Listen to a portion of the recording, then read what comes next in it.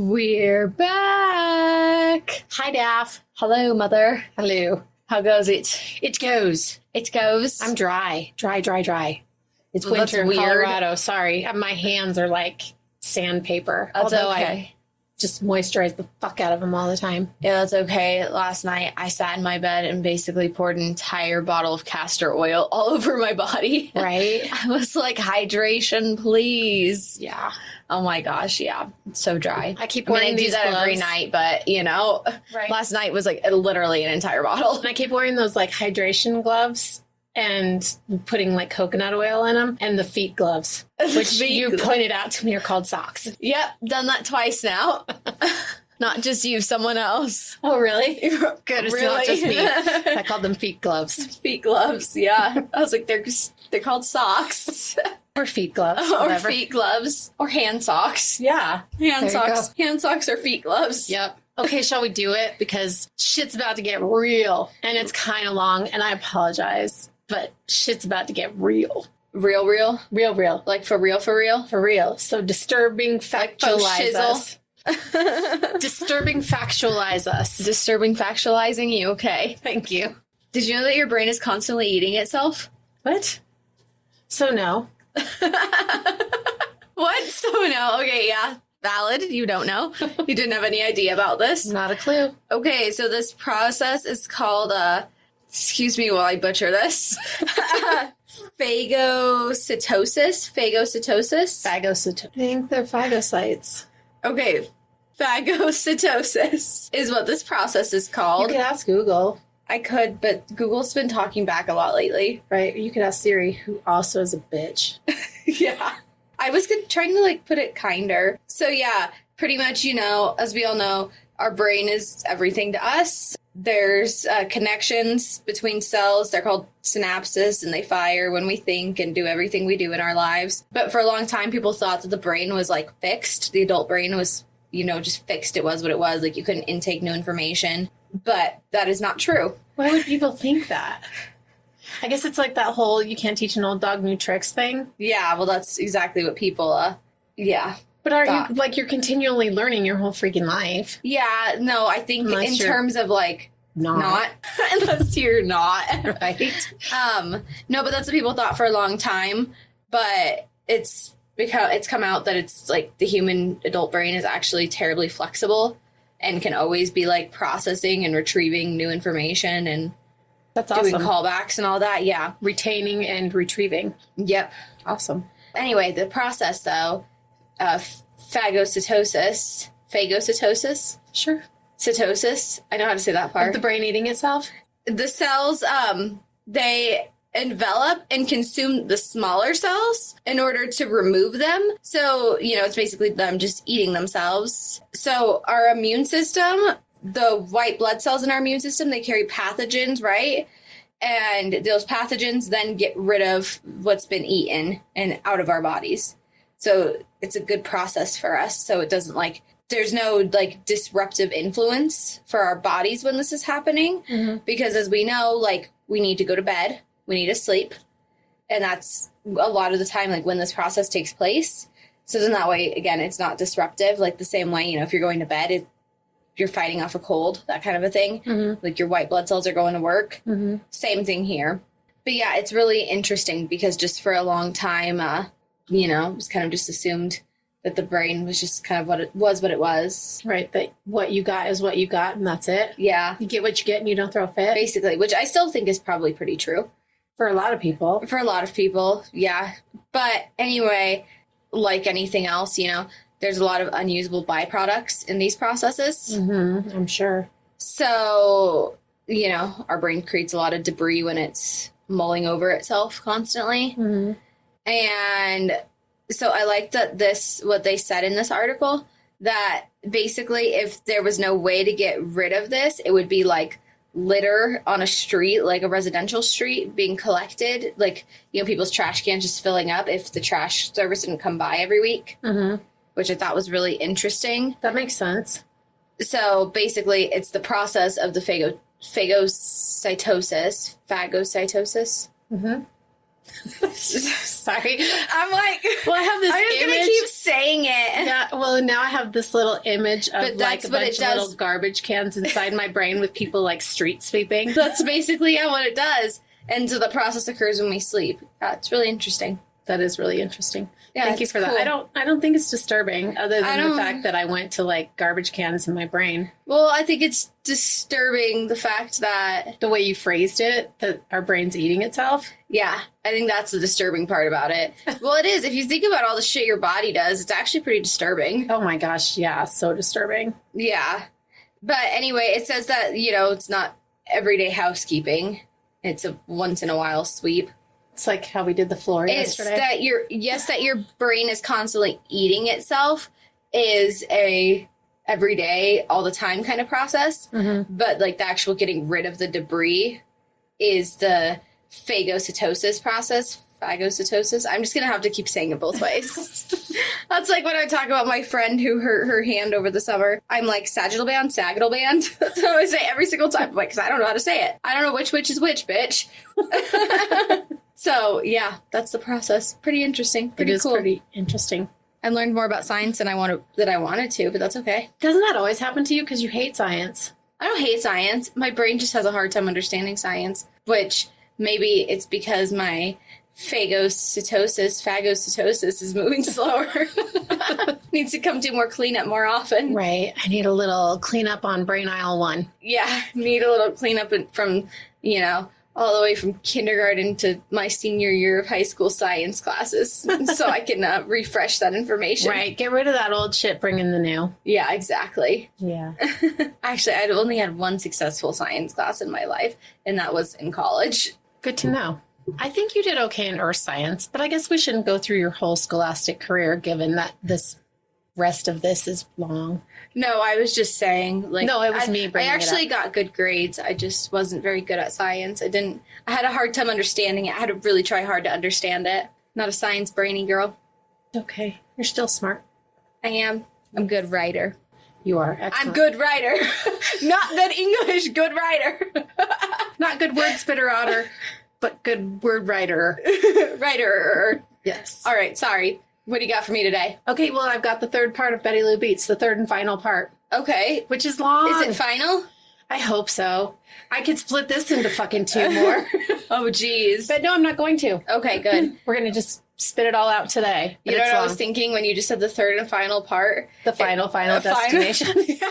The final Betty Lou Beets. Yes, the final Betty Lou Beets.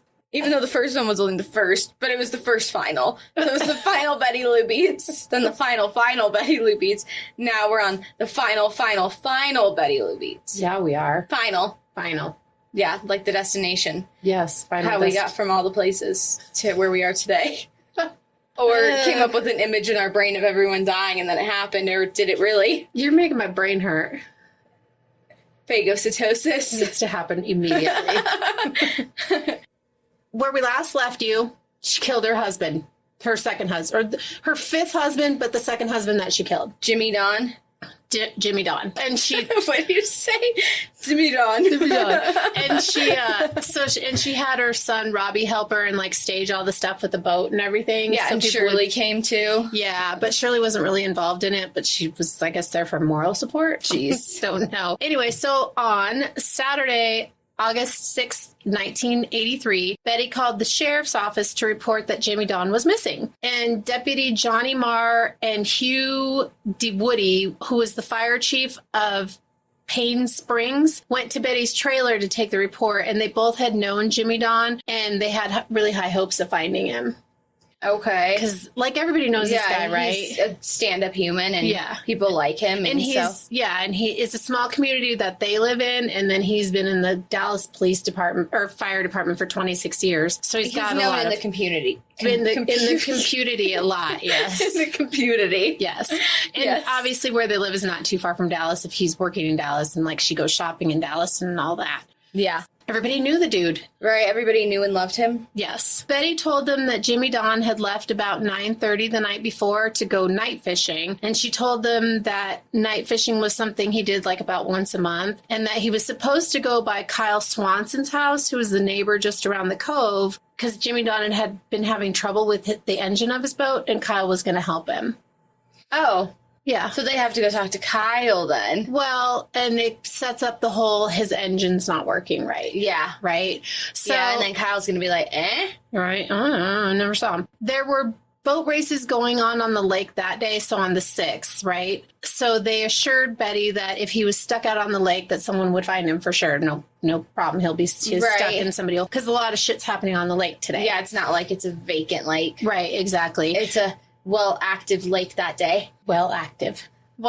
Betty, laying the groundwork, she called Jimmy Don's parents to tell them that if they saw Jimmy Don, to tell him that she went to Dallas to buy Bobby some school clothes. And they thought it was odd that she wouldn't just tell him herself. And Susie, who was his ex-wife, remember, before Betty, lived across the street from the parents with her new husband, and she had stayed like really close with the family. Yeah, with his parents. They were married for like 15 years. Yeah, 14. But anyway. 15. Like 15, yeah. So she had stopped by that morning to say hi to the mom, dad, and she thought it was weird too. Like, why would she be calling you guys to tell him something? Why didn't she just tell him herself? Well, and I'm guessing the family doesn't know that she reported him missing. No.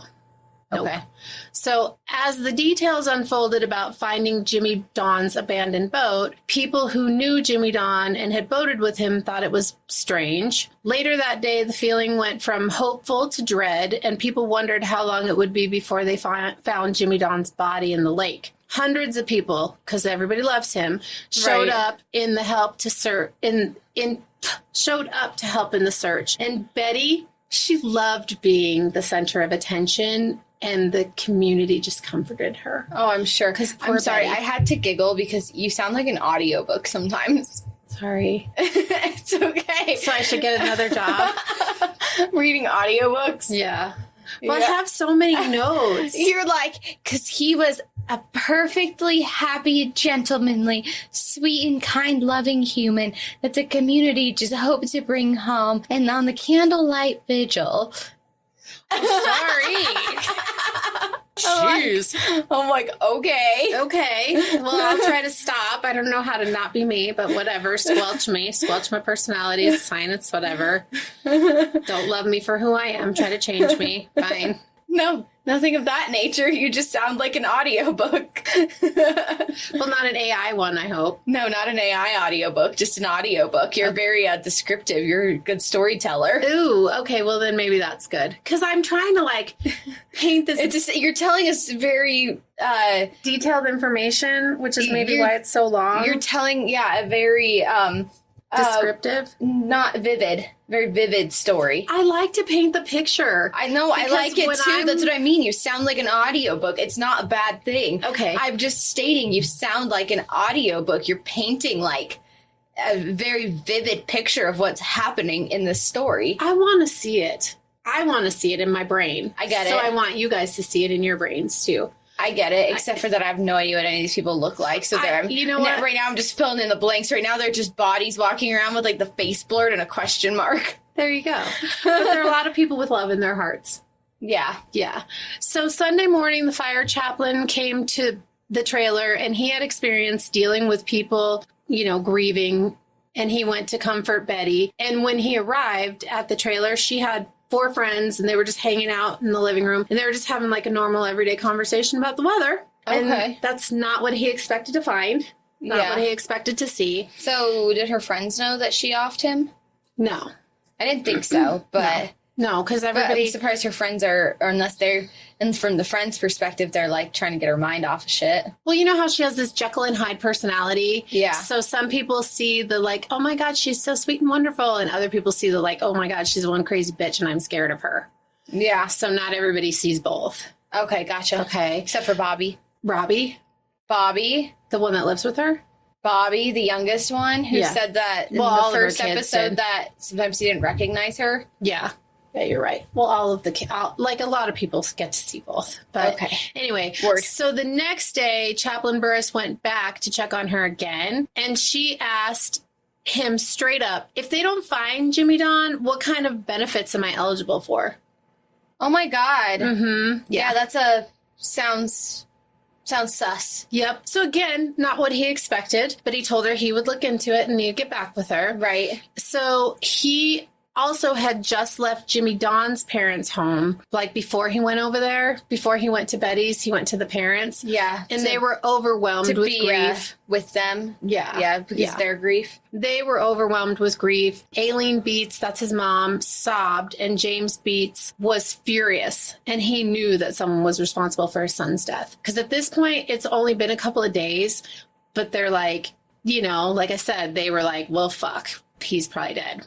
Yeah. So, Deputy Fire Chief... Well, they're finding all the pills and all that, too. And all that. And the boat. And all the happenings. Yeah, exactly. So, Deputy Fire Chief Jim Blackburn, who was in charge of the investigation, and he was also a longtime friend of Jimmy Don's, went to Betty's to ask her some questions, and she barely stopped watering her flowers long enough to answer his questions. And to everybody who talked to Betty and like went to console her and just like ask her questions and stuff, she seemed to be like lacking any kind of emotion at all. Like she's not just surprised because she's Betty. Right. Yeah. She's just devoid. But I mean, if your husband is missing, you would think that you'd be like sad and then like trying to have like a glimmer of hope. You wouldn't be like, oh, hey, so what kind of money am I going to get out of this? Right. Like that wouldn't.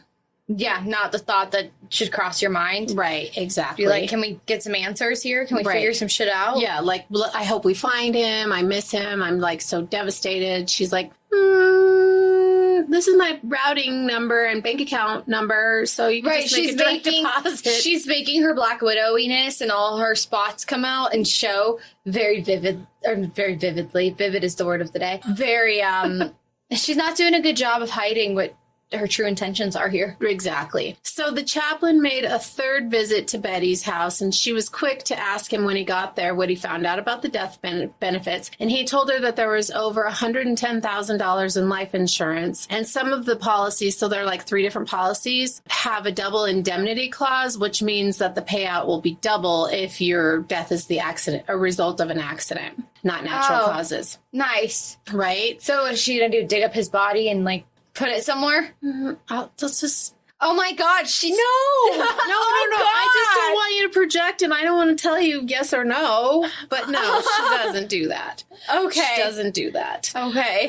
And there were also survivor benefits for her being the widow, where she could probably get close to about $900 a month for the rest of her life. And Betty's smile could light up a room, he said, after he gave her all this information. Shocker. Mm-hmm. And then she asked him, well, when will I get paid? And he told her that the pension was governed by the Dallas Fire and Police Pension Board, and that they would have to meet to decide. And like right away, she kind of like, right? And then she asked him about the insurance payout, and the chaplain responded that there would be no payout for 7 years if there was no body found, according to Texas law. Good. So like if he's just MIA, 7 years, she can't get shit, right? So Betty gasped, oh my God. So he's probably worth more alive than dead. Plus he was the guy that she'd always wanted. Now she's just gotten used to being a murderer. Right, exactly. So now she's just grown to like the taste of blood. Yeah. She got bloodthirst or whatever you call it, bloodlust. Betty literally gasped, and she was like, what do they expect me to do in the meantime? And the chaplain's like, I don't know what to tell you, you know. And so later, the discovery of Jimmy Don's boat was big news, and people were starting to question the facts because they weren't adding up. He would never go out alone, never ever. He always boated with somebody else, and no way would he ever go out at night. I was going to say, especially I feel like by the himself. Night fishing thing was kind of a far-fetched thing, considering you've never mentioned anything about him liking night fishing before. You said about him like having like boating parties with his friends and stuff during the day with his friends during the day. Right. But not, you know. And I don't know like if he night fished with his friends or not, but like he just never would go out by himself, which is, you know, safe. It's not safe to go out on a boat by yourself. No, I mean, I would do it, but that's because I like to live my life on the edge. Same. So after the discovery of the boat, Jamie, so remember that's his son. Yeah, I was about to ask you what the fuck is happening here, because is he back in the house, living in the lake house again? Sorry, I have all the questions. Well, because yeah, he's living in the lake house because remember they let him live there and he had to pay rent and back rent and all that stuff. Yeah, but then she burned it down and then Jimmy Don did all the stuff to like repair the house and then made sure that she wanted to make sure Jamie didn't get any of the insurance payout. I remember this. But I didn't know, but you didn't ever close if he moved back in. Well, actually, no, I think at this point he's not living back there again. Okay. Sorry. There's a lot. Oh, my brain is like churning. Because I also was trying to find out so many details about other little things that are going to happen as we go. And so, but I also didn't want to get too much because I already have a million pages. Jamie went to go see the Coast Guard who had possession of his father's boat. And right away he was like, my dad wasn't on this boat. He would never leave without a CB radio, which wasn't on the boat. And he would always put it on like this plexiglass shelf and it wasn't there. And the CB wasn't anywhere on the boat. And the pills that were spilled all over the bottom of the boat, his dad had the heart attack over 5 years ago and he hadn't taken those pills in years. Okay. So like, he's like, my dad was not on this boat. And he told them that his dad was somewhere, but he wasn't in the lake and that he was pretty sure that Betty probably knew where he was. Or that Betty knew where he was. So a couple of days later, Jamie heard that Betty went to go pick up Jimmy Don's final paycheck and he was pissed. So he goes and hires a lawyer who, by coincidence, this lawyer had helped for the search in Jimmy Don by using his airplane and like aided in an aerial search and knows Jimmy Don, right? Right. This lawyer's then going to go to bat for Jamie. So the lawyer told him that he was just grief-stricken and he needed to calm down. And oh my God, are you kidding? So he's got Betty's side. Yeah. And then Jamie realized that the lawyer, because he was close with Jimmy Don, probably knew about Jamie's prior drug use and how much Jamie hated Betty. And he thought that he was probably just spinning some wild tale to, stop her from being able to get a hold of his dad's assets. So, and he also then went to the authorities and he talked to his wife and other family members, but like nobody took him seriously. They're all like, dude, like you're whack. Like your dad went over in the lake. Like we can't find him. Sorry. Even the parents? Well, I don't think he went to... I don't know if he went to his grandparents because his dad... Jimmy Don's dad was like, somebody fucking killed my son and I know it, right? Right. So James Beets Sr., so that's Jimmy Don's dad, also suspected Betty and he told a neighbor, mark my words, it's that no good woman that's behind this. My boy's not in that lake. She killed him and she put him somewhere. So... the dad's on the same page, right? Yeah. Jamie, trying to protect what little bit of his father's assets that he could, started living in the lake house on the weekends. And his family was in Dallas because he was working in Dallas now. And living and being gone on the weekends took a toll on the marriage. So his wife filed for divorce. And with his divorce looming, he stopped staying at the lake house, which allowed Betty to take over the house. Jeez. Mm-hmm. So she split her time between the trailer and the house. And the next time Jamie went to the lake house, he found all of his belongings in the backyard. Oh my gosh. And he could tell that Betty had been staying there and trying to like stake her claim on it because she had some things in the closet and some of like household items that he knew belonged to her were in the house. So Jamie had the locks changed. Yeah, right? I would too. You go, Jamie. Yeah, I would absolutely too. But then I'm guessing she's going to try and do something like legally about this because she's a stupid bitch. Yeah. The neighbors, who were also suspicious of Betty, called Jamie every time Betty was at the house. And to them, it even appeared as though she was trying to sell it. Oh, gosh. Mm-hmm. So Jamie found out the name of her realtor, and he learned that Betty had listed the house for $42,000. And Jamie finally had something tangible that he could take to his lawyer, and his lawyer agreed that that was suspect, and he filed a restraining order against Betty, and the house was taken off the market. Well, yeah, because it's not hers. Right? It's not hers. Exactly. So everyone had a theory or a thought about what could have happened to Jimmy Don, but everyone also agreed that Jimmy Don was not in that lake.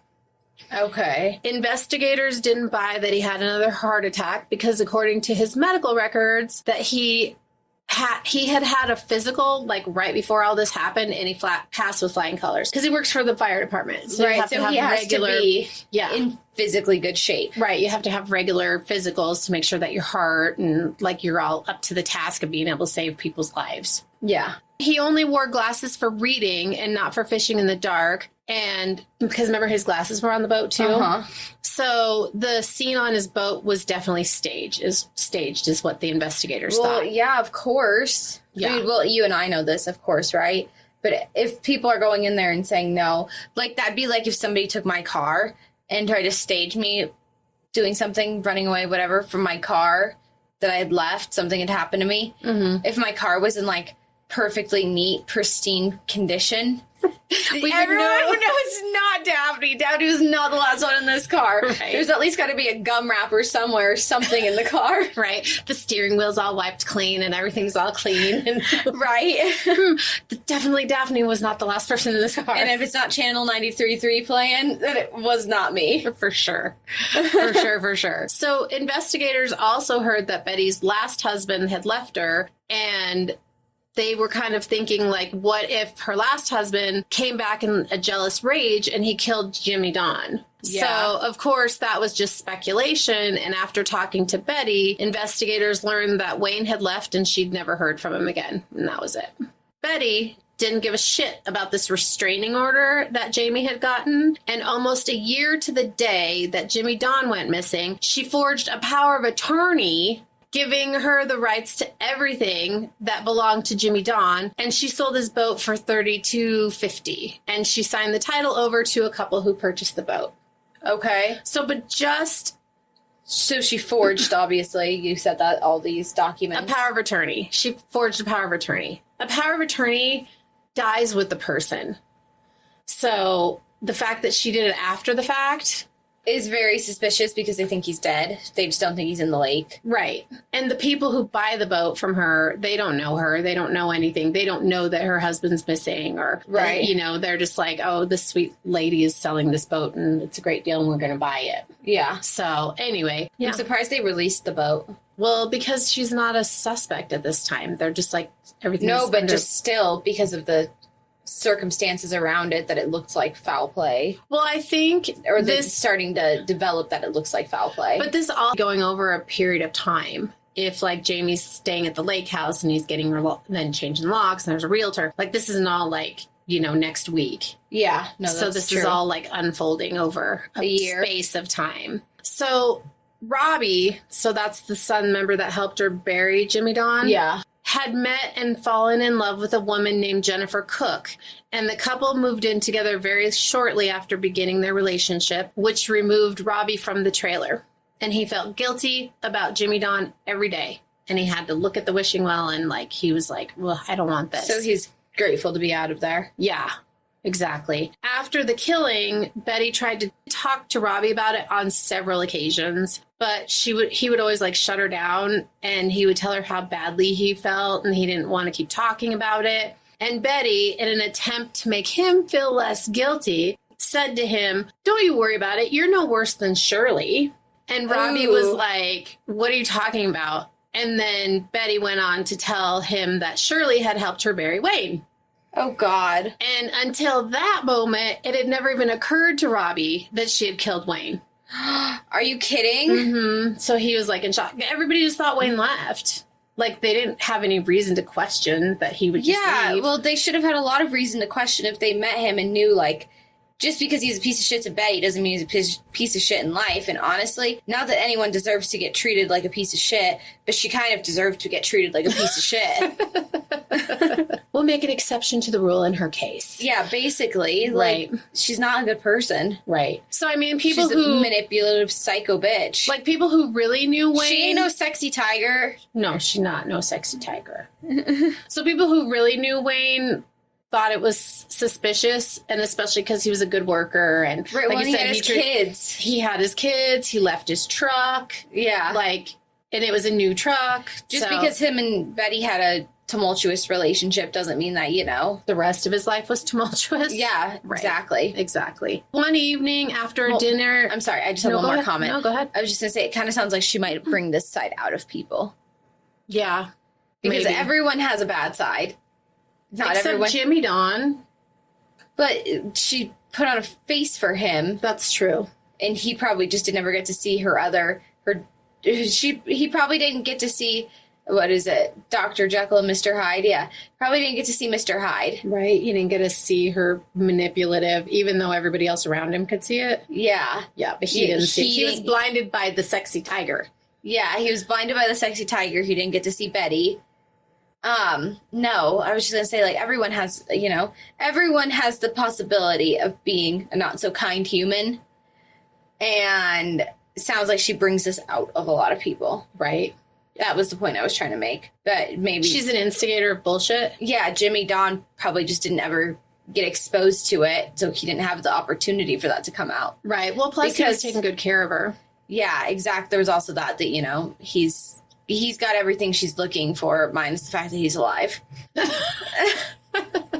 Minus the fact that he's there. Yeah, exactly. So one night at Betty's, Jennifer and Robbie were there having dinner with her, and Betty highly encouraged Jennifer to go look at the flowers in the wishing well. Oh. And Robbie pulled her away, and then they sat like awkwardly through this dinner because like Jennifer's like all irritated because he like literally forcefully grabbed her by the arm and was like, intercepted her. Yeah, he's like, no, don't go over there. Like, and then it was like this weird, awkward dinner for the whole rest of the night. Pull me away from it. Right. They're just flowers. Yeah. It's not that deep. So when they got home that night and they were laying in bed and Jennifer's pissed at Robbie because she's thinking like, why are you trying to control me over looking at some stupid flowers, right? Yeah. And so Robbie was like, you have no idea what I've been through. And Jennifer was like, you haven't been through anything more than the rest of us have. And Robbie, in defense of himself or with overwhelming guilt or whatever, he blurted out the reason he didn't want her to go to the wishing well because Jimmy Don was buried in the well. So he told her. Yeah. So I'm hoping she's a good person and does right by this. She didn't believe him. And then he went on to tell her how Betty had shot him and that she had asked Robbie to help her bury him, and that Robbie had because he's like afraid of his mom, and like it's that guilt thing too that Shirley had that she didn't want like her mom to get caught, and somehow like if she helps she won't get caught. So then he was like, he goes, remember that shed out back? And she's like, yeah. And he goes, well, that's another grave where one of my mother's other husbands is buried. And Jennifer was totally freaked out. As she should be. Right. Oh, my voice just cracked. Sorry. And yeah, as she should be, totally freaked out. Right? Yeah, especially if you're laying next to somebody that's telling you that they helped bury a body. Yeah, I don't think I'd stay in bed. Yeah. Wow. So she's totally freaked out, and she told Robbie if it was true, then he was an accomplice to murder, which I don't know if he ever really considered. He just was like, well, I can't believe I did this. Right, he thought he was protecting his mom. Right. So she lay awake all night, and the very first thing in the morning after Robbie left for work, she called her grandmother, who she always could confide in, and she told her grandma what Robbie had told her the night before. So starting to unravel. Yes, exactly. Literally what I've written here. Starting to unravel. Good. All right. So Betty's next love interest was a man. Are you kidding? Oh, well, he's on Betty's level. Let's just say that. Okay, I'm good with that. So Betty's next love interest was a man named Ray Bone, he's a super solid dude. He was recently paroled after serving 8 years of a 22-year sentence for murder. Nice. Mm-hmm. Yeah. Okay. Mm-hmm. Yeah. He's great. He's a great guy. Yeah. So Bobby hated Ray, and Ray was like a straight up douche, and like an example of how Ray behaved. On one occasion, they were all sitting out in the yard having like one of those bonfire things, and there was like a lone pelican in the yard, and Ray started pelting the bird with rocks for no reason. And Bobby's like, fuck, dude, like, you're so fucking cruel, like, for no reason. Like, why would you be like this? So, they didn't have a good relationship. He's a raging psychopath. He's a douchebag, yeah. So Ray didn't care for Bobby either.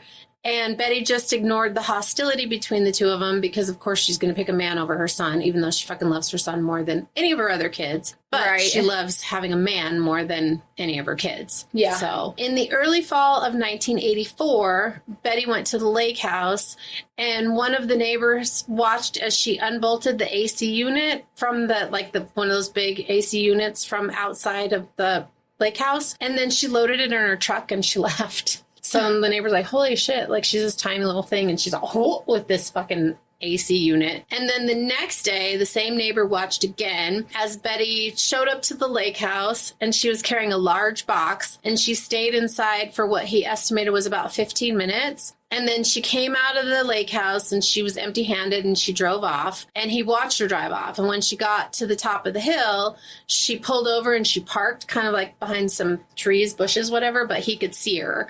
So the neighbor was watching all this unfold and he's like, what the fuck, you know? And then black smoke filtered up from the back of the house and it took him a second to realize what was happening. And as soon as he realized what was happening, he called the fire department and him and his wife and another pair of neighbors rushed over to see if they could extinguish the fire with a garden hose. And he was like, well, fucking deja vu.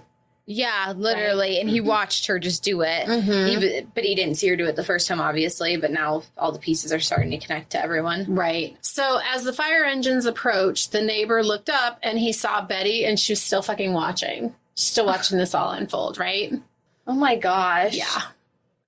But the neighbor had to give like a statement. And then when he was trying to be like, oh, hey, look, and she's up there watching, she was gone. Of course. When he was giving a statement. Moving on. George Albright, a married man with 2 children, but he had an eye for the ladies, especially the sexy tiger. He liked to hang out at the Cedar Club, which is where Betty was a barmaid. Right. He hung out there in the afternoons after he worked at his real estate office in the morning. Okay. So I feel like a lot of people in this town like work in the morning, go drink in the afternoon. Yeah, it sounds like it. Right. Well, they can't drink in public, so they have to go to the, what is it called? The Cedar Lounge? Yeah, to like that section of the lake where they're allowed drinking. Yeah, so that's not a dry part. Yes, not a dry part of the county or whatever. It's zoned for liquor. Yes, exactly. He and Betty had a very flirty relationship and he told Betty he'd like to sleep with her. And she told him that she had a man at home because she's living with Ray, right? Oh, they're living together now? Mm-hmm, they're living together. He like moved in like right away. He's like, hey, I don't actually have a place to live since I just got out of jail. Right, since I just got paroled from prison. Yeah, and by the way, I also don't have anything, so you're going to need to take me shopping too. Right, I'm just going to stay here. So cool. Yeah. And she's like, I need a man, so please come. I wonder how she even met him. Probably at the bar, I'm guessing. I don't know. Who knows? So he was like, was she waiting for him? She's like waiting at the She's waiting outside the jail. Yeah, she's like waiting outside prison, like watching who's coming out today. Oh, she's interviewing them. She's like, what are you in for? Okay, sure. Do you have a place to live? No? Okay, that's cool. Come with me. Do you have a woman waiting for you on the outside? Well, now you do. Yeah, right, basically. That's what she's doing. So Gerald's like, I don't care if you have a man at home. And he finally persuaded Betty to meet him at a hotel up the road. And Ray and Betty had had a huge fight the night before. So she was like, fuck him. I'm going to go out with Gerald. And it's going to prove to Ray that men are still interested in me. And also I'm going to fucking get back at him for being a dick to me last night. Oh, God.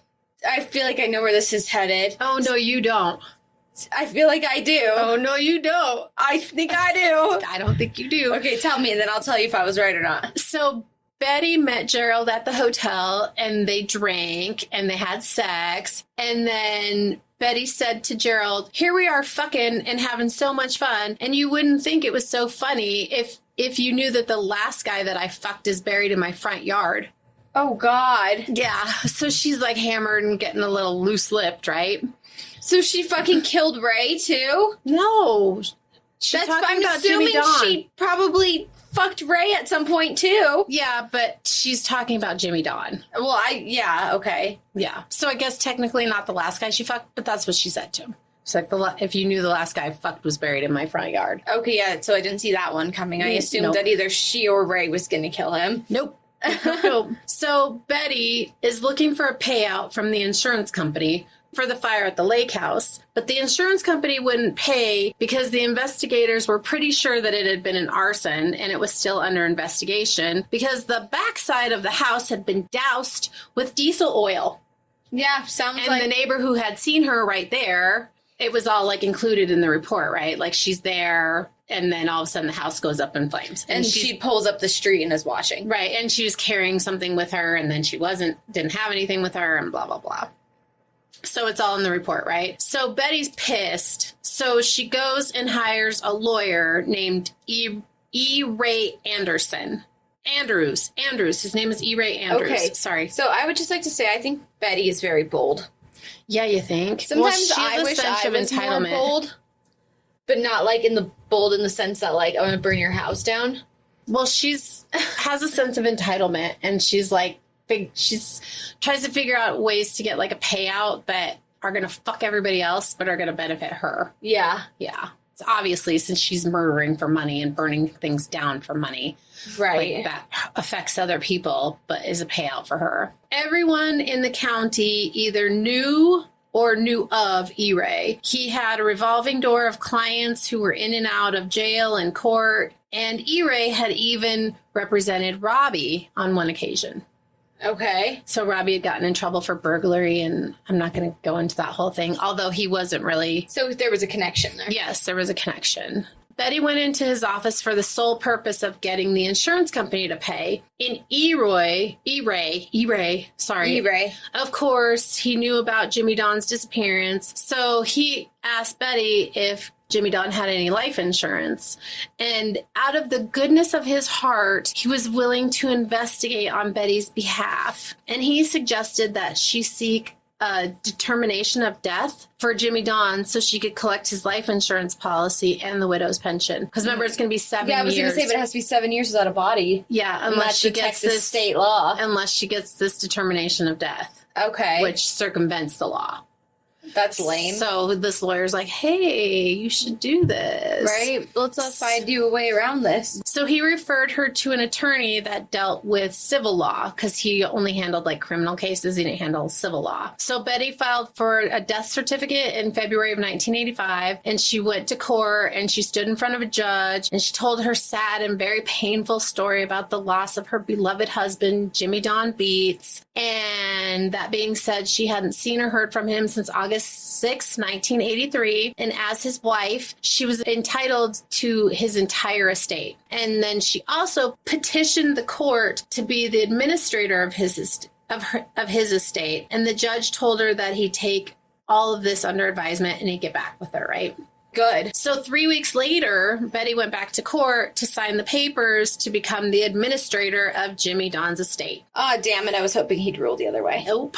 But the court's determination... Of course, they think that she's a sexy tiger, too, so... Right. She's charmed them. So by the court's determination, Jimmy Don had been dead since August 6, 1983. And as his widow, Betty was entitled to everything. Damn it. Because, don't mention Jamie. Right. Why would she, After his divorce, and of course, okay, so never mind. I'm not going to go there. No, tell me. No, because, of course, Jamie's getting wind of all this shit, and he's like, you gotta fucking be kidding me, Yeah. Like, I do exist, but he's like, I don't know.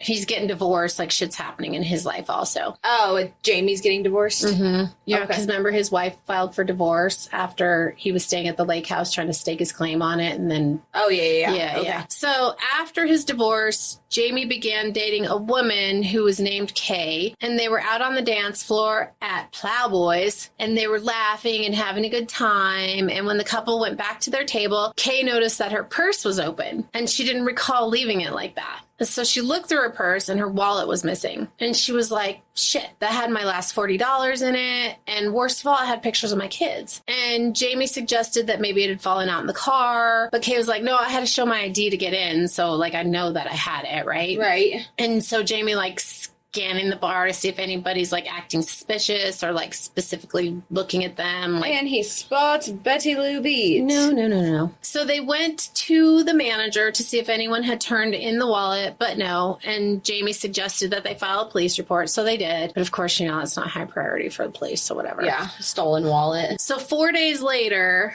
Jamie was in his apartment and his phone rang and he picked up the phone and a caller told him that if he went out tonight that they would get him and consider yourself warned. And then the caller hung up. And Jamie's like, well, fuck, somebody's just fucking with me. That's great, Right. And so, like, it's just a prank. It's some stupid kids or whatever. Yeah, some stupid assholes. And so the phone rang again, and the male voice that was the same male voice as before on the other end of the phone said, your dad is gone and you better stop looking for him. And after that, Jamie knew it wasn't a prank call. Yeah.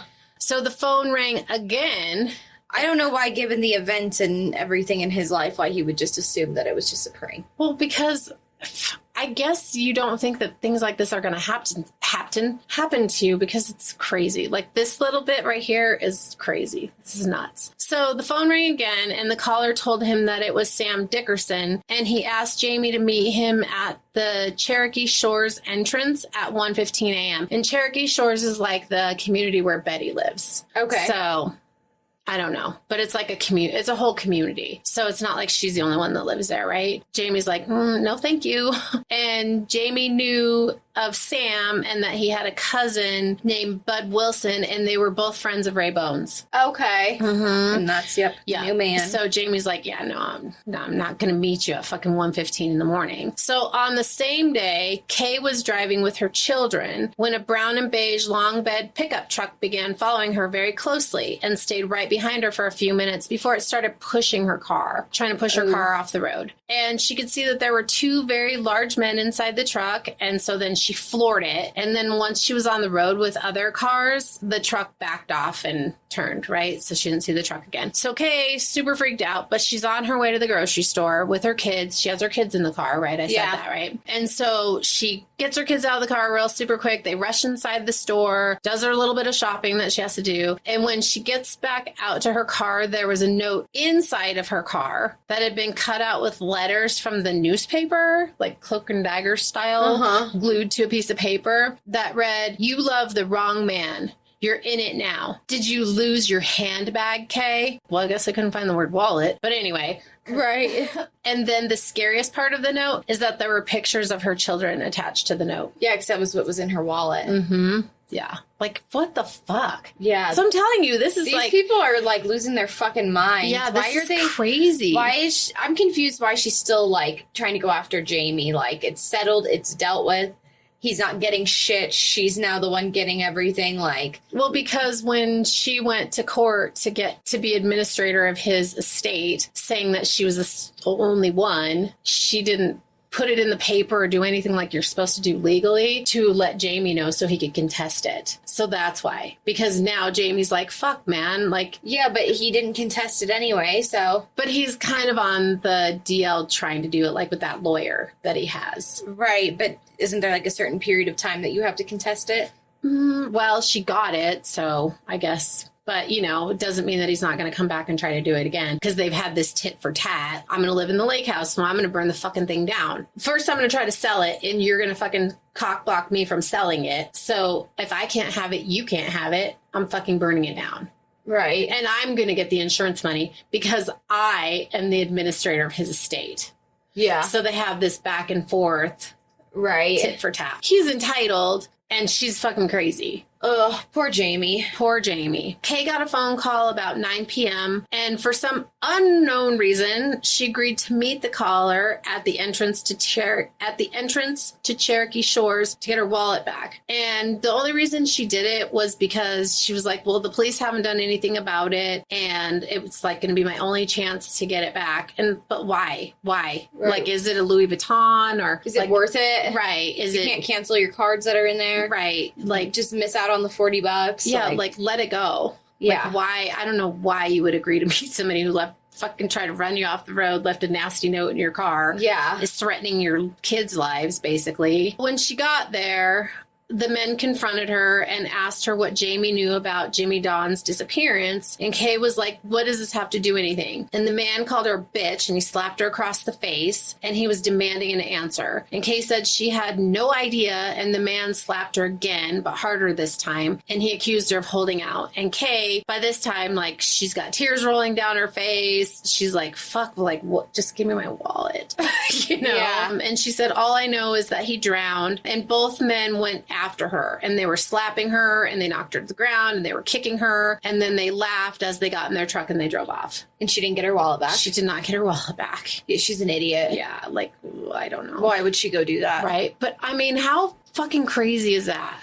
I don't understand why she would go. I don't understand why she would go either, but that whole occurrence of events is crazy. That whole occurrence of events sounded like so unnecessary because obviously they know who's behind it. It's not like she's doing a good job of covering her tracks and being like, oh, I don't know who this random person is that keeps attacking my ex-son-in-law. Right. Son-in-law? Her ex-stepson. Her ex-stepson. Yeah, her it's just ex-stepson. going after the people, going after him and the girlfriend. Like, it's fucking crazy. Well, it's ridiculous. She's a piece of work, not artwork. Work. She's a piece of work. She's a piece of icky work. Yeah. Not artwork, icky work. So enter the scene. That is ridiculous. It's insane. I just don't understand what the point would be. It sounds like she's just creating more stress on herself. Yeah, well, yeah. And do these people that she's having do this, Ray's friends, have nothing better to do with their lives? Well, and also then it kind of infers that Ray knows what Betty did. Right. Well, I mean, it's not like he's a stand-up human, so... No. I mean, I guess we don't know his circumstances for murder, but it's not manslaughter, so can't assume it's good. Right. Well, actually, I think one place it said murder and one place it said manslaughter, so... Oh, okay. Yeah, I don't know. Either way, he killed someone. Yeah, well, I mean, accidents do happen, and shit does happen, and, people, unfortunately, do wind up in situations where someone else can get hurt and die. Right, but they said, which I didn't include, that he had a rap sheet, like, as long as his arm, and he was a big, tall dude. Okay. So. Yeah. He's not, yeah. Yeah. He's not He's cut from the same cloth as Betty. Exactly. Except for he gets caught more than she does, obviously. Right. So enter the scene.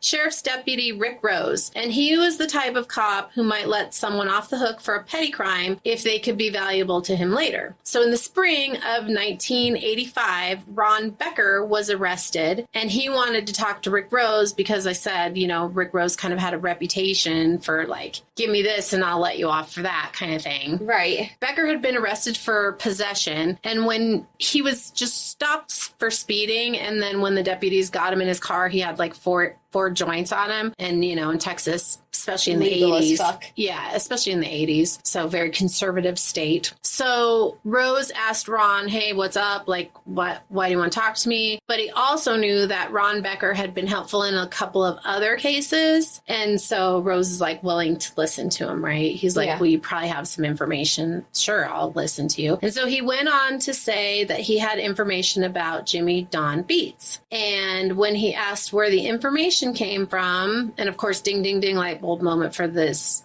deputy, right? Yeah. So he asked him where he's getting this information from, and he said that he was getting it from some guy that Betty was screwing, and she got hammered, and she confessed to shooting Jimmy Dawn and burying him in the wishing well in her yard, and that she even made him build it before she did it. Betty. Yeah. Loose lips sink ships. Mm-hmm. So Rick Rose right away called his friend at the DA's office, who is the chief investigator, Michael O'Brien. Within 15 minutes, they had Becker hooked up to a lie detector, and Becker passed. And I mean, I realize lie detectors are not admissible in court or anything, but it was enough for them to be like, well, to get a warrant. Maybe he's legit. Maybe no, okay. Not yet.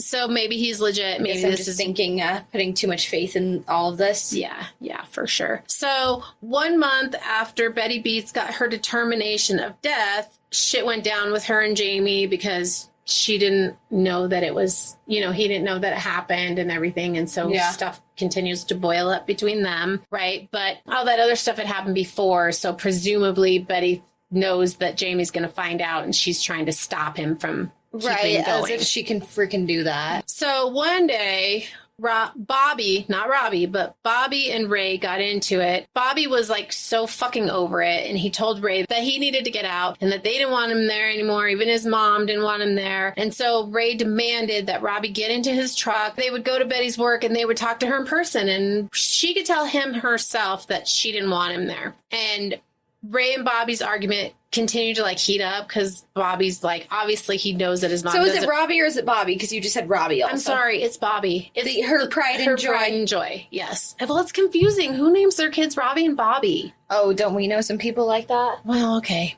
Anyway, it's confusing. We do know some people like that, to clarify. But it's literally the same name. They're both Robert. Ours are mix. Yeah. So anyway, arguments getting more heated because Ray's like trying to force Bobby into the truck so he can go confront Betty and be like, hey, you really want me out? So it's about to get physical, and Bobby had a friend there, and they were hanging out, and his friend pulled out a gun and he shot it in the air to like break it up before it got physical. And then Ray took off running because, you know, he's a bully who's now getting confronted. Right. And so I love that. He's like a dog with his tail between his legs. I love it. Yeah. So then Bobby. Not like a French though, because they don't have tails. Right. No French. So then Bobby runs in the house, and he got 2 6-shooters, and he was looking for Ray, but he didn't see him anywhere. And what are you talking about? Guns. Oh. Sorry. 6-shooters are guns that hold 6 bullets. Okay, that makes sense. So it's like when you see in the old timey where they pull it back and there's only like it's that spinny thing. Oh, I love those. Yeah, those are the cool guns. Only has 6. That's bullets. like what Brie Vandekamp has on Desperate Housewives. Yeah. I mean, granted, she has a lot of guns because she's part of the NRA. Well, fucking so does Betty. Really? Yeah. Yeah, you forgot to include that bit of information. Well, you know, like I said, there is so much to this. Like, if anybody wants to go research this, there's more shit that I could not put in here. Otherwise, it'd be like a 9-part episode. And if anybody wants to go check it out, you'll just be fucking mind blown. Although you've got the gist of it, so you might not be. But I mean, it's just fucking crazy. You won't be shocked anymore. Well, yeah, but it's still like, what the fuck? So he runs out of the house with these 2 6-shooters, and he doesn't see Ray anywhere. But then he like heard a noise coming from the direction of Ray's truck, and he just starts fucking shooting up the truck, right? And he emptied both guns into Ray's truck, and he blew out all 4 of his tires. And he's like, fuck Ray, he deserved it. And like, I feel good about doing it. So yeah, I would fuck too. him. Except for now he can't leave because his tires are flat. But anyway. We can go on foot. So they live in this area called Cherokee Shores, right? So there's a guard that patrols the area. So the guard that patrols the area, he pulls up and he took the guns from Bobby, and he's like, hey, what happened? And Bobby told him that Ray had tried to force him into his truck. And then as Bobby's telling the story, he realizes that fucking Ray's sitting in the back of the guard's truck. And he's like, fuck. Like, Ray's already given his version of events, right? Yeah. So then it's just a guard. But of course, they've called the police because people are shooting. Yeah. And so when the police arrive, they begin looking at Ray's truck, and they're like, well, fuck, it's all shot up. But they open it, and he has a shotgun in his truck. And he's a convicted felon who's out on parole for murder. Oh, thank goodness. And he's not allowed to have a firearm, even in Texas. Right? Even in Texas. Right? Even if you're registered with the NRA, you still can't have one. Right? I mean, like, wow, that's crazy. So bye-bye, Ray Bone. Thank goodness. Yeah, except not really. Well, yeah, because they never really go away. Exactly. Until they're gone because she Until they're kills dead. them. Or they're gone because they don't want to be dead. So Phyllis, that's one of Betty's daughters, right? Oh, it is Phyllis. That is her name? 'Cause we went back and forth about it last time. Yes, it's Phyllis. Because Phyllis doesn't play a huge role until like now. Okay. But she's still the third daughter. I think so, because it was Faye. Or was it Shirley? Faye, Shirley, Connie, and Phyllis. Or No, Phyllis. Faye, Connie, either Shirley or Phyllis, And then then Robbie, and then either Phyllis or Shirley, and then Bobby. No, Robbie and Bobby are the youngest, No, I think. no, one of the girls is. You said, I remember when the first Maybe, I episode, don't know. because it was like 3 girls, boy, girl, boy. Okay, sure. I don't think. know. I've been looking at this forever. I don't know either. So, I've and- been listening to this. Well, and there was one that even said that she only had 5 kids, but it's because they're not all like an active participant in this whole thing. So, Right. but she did have 6 kids in all actuality. So Phyllis, who only knew of the murders because right, her she's the one who sister we've heard Shirley- about the least. Right. So her sister Shirley was like venting to her, like talking to her, because I also didn't tell you earlier that Shirley had called Faye just to be like, hey, have you heard from Mom lately? And she was like, no, I haven't talked to her in weeks, because she's trying to like feel out who maybe knows about what's going on. Right. So Yeah. she has somebody to talk to about it. And Faye's like kind of the prim and proper, maybe a So little does Shirley more. know that Bobby knows? That Robbie knows? Yeah, Robbie, sorry. I don't think so. I don't know. But Okay. so Shirley ends up talking to Phyllis about it, right? So Phyllis, who knew about the murders, because Shirley also knows about Jimmy Dawn because Betty had asked her to help and she refused to help. Yeah, and that's when she had to bring Robbie in on the fun. Right, exactly.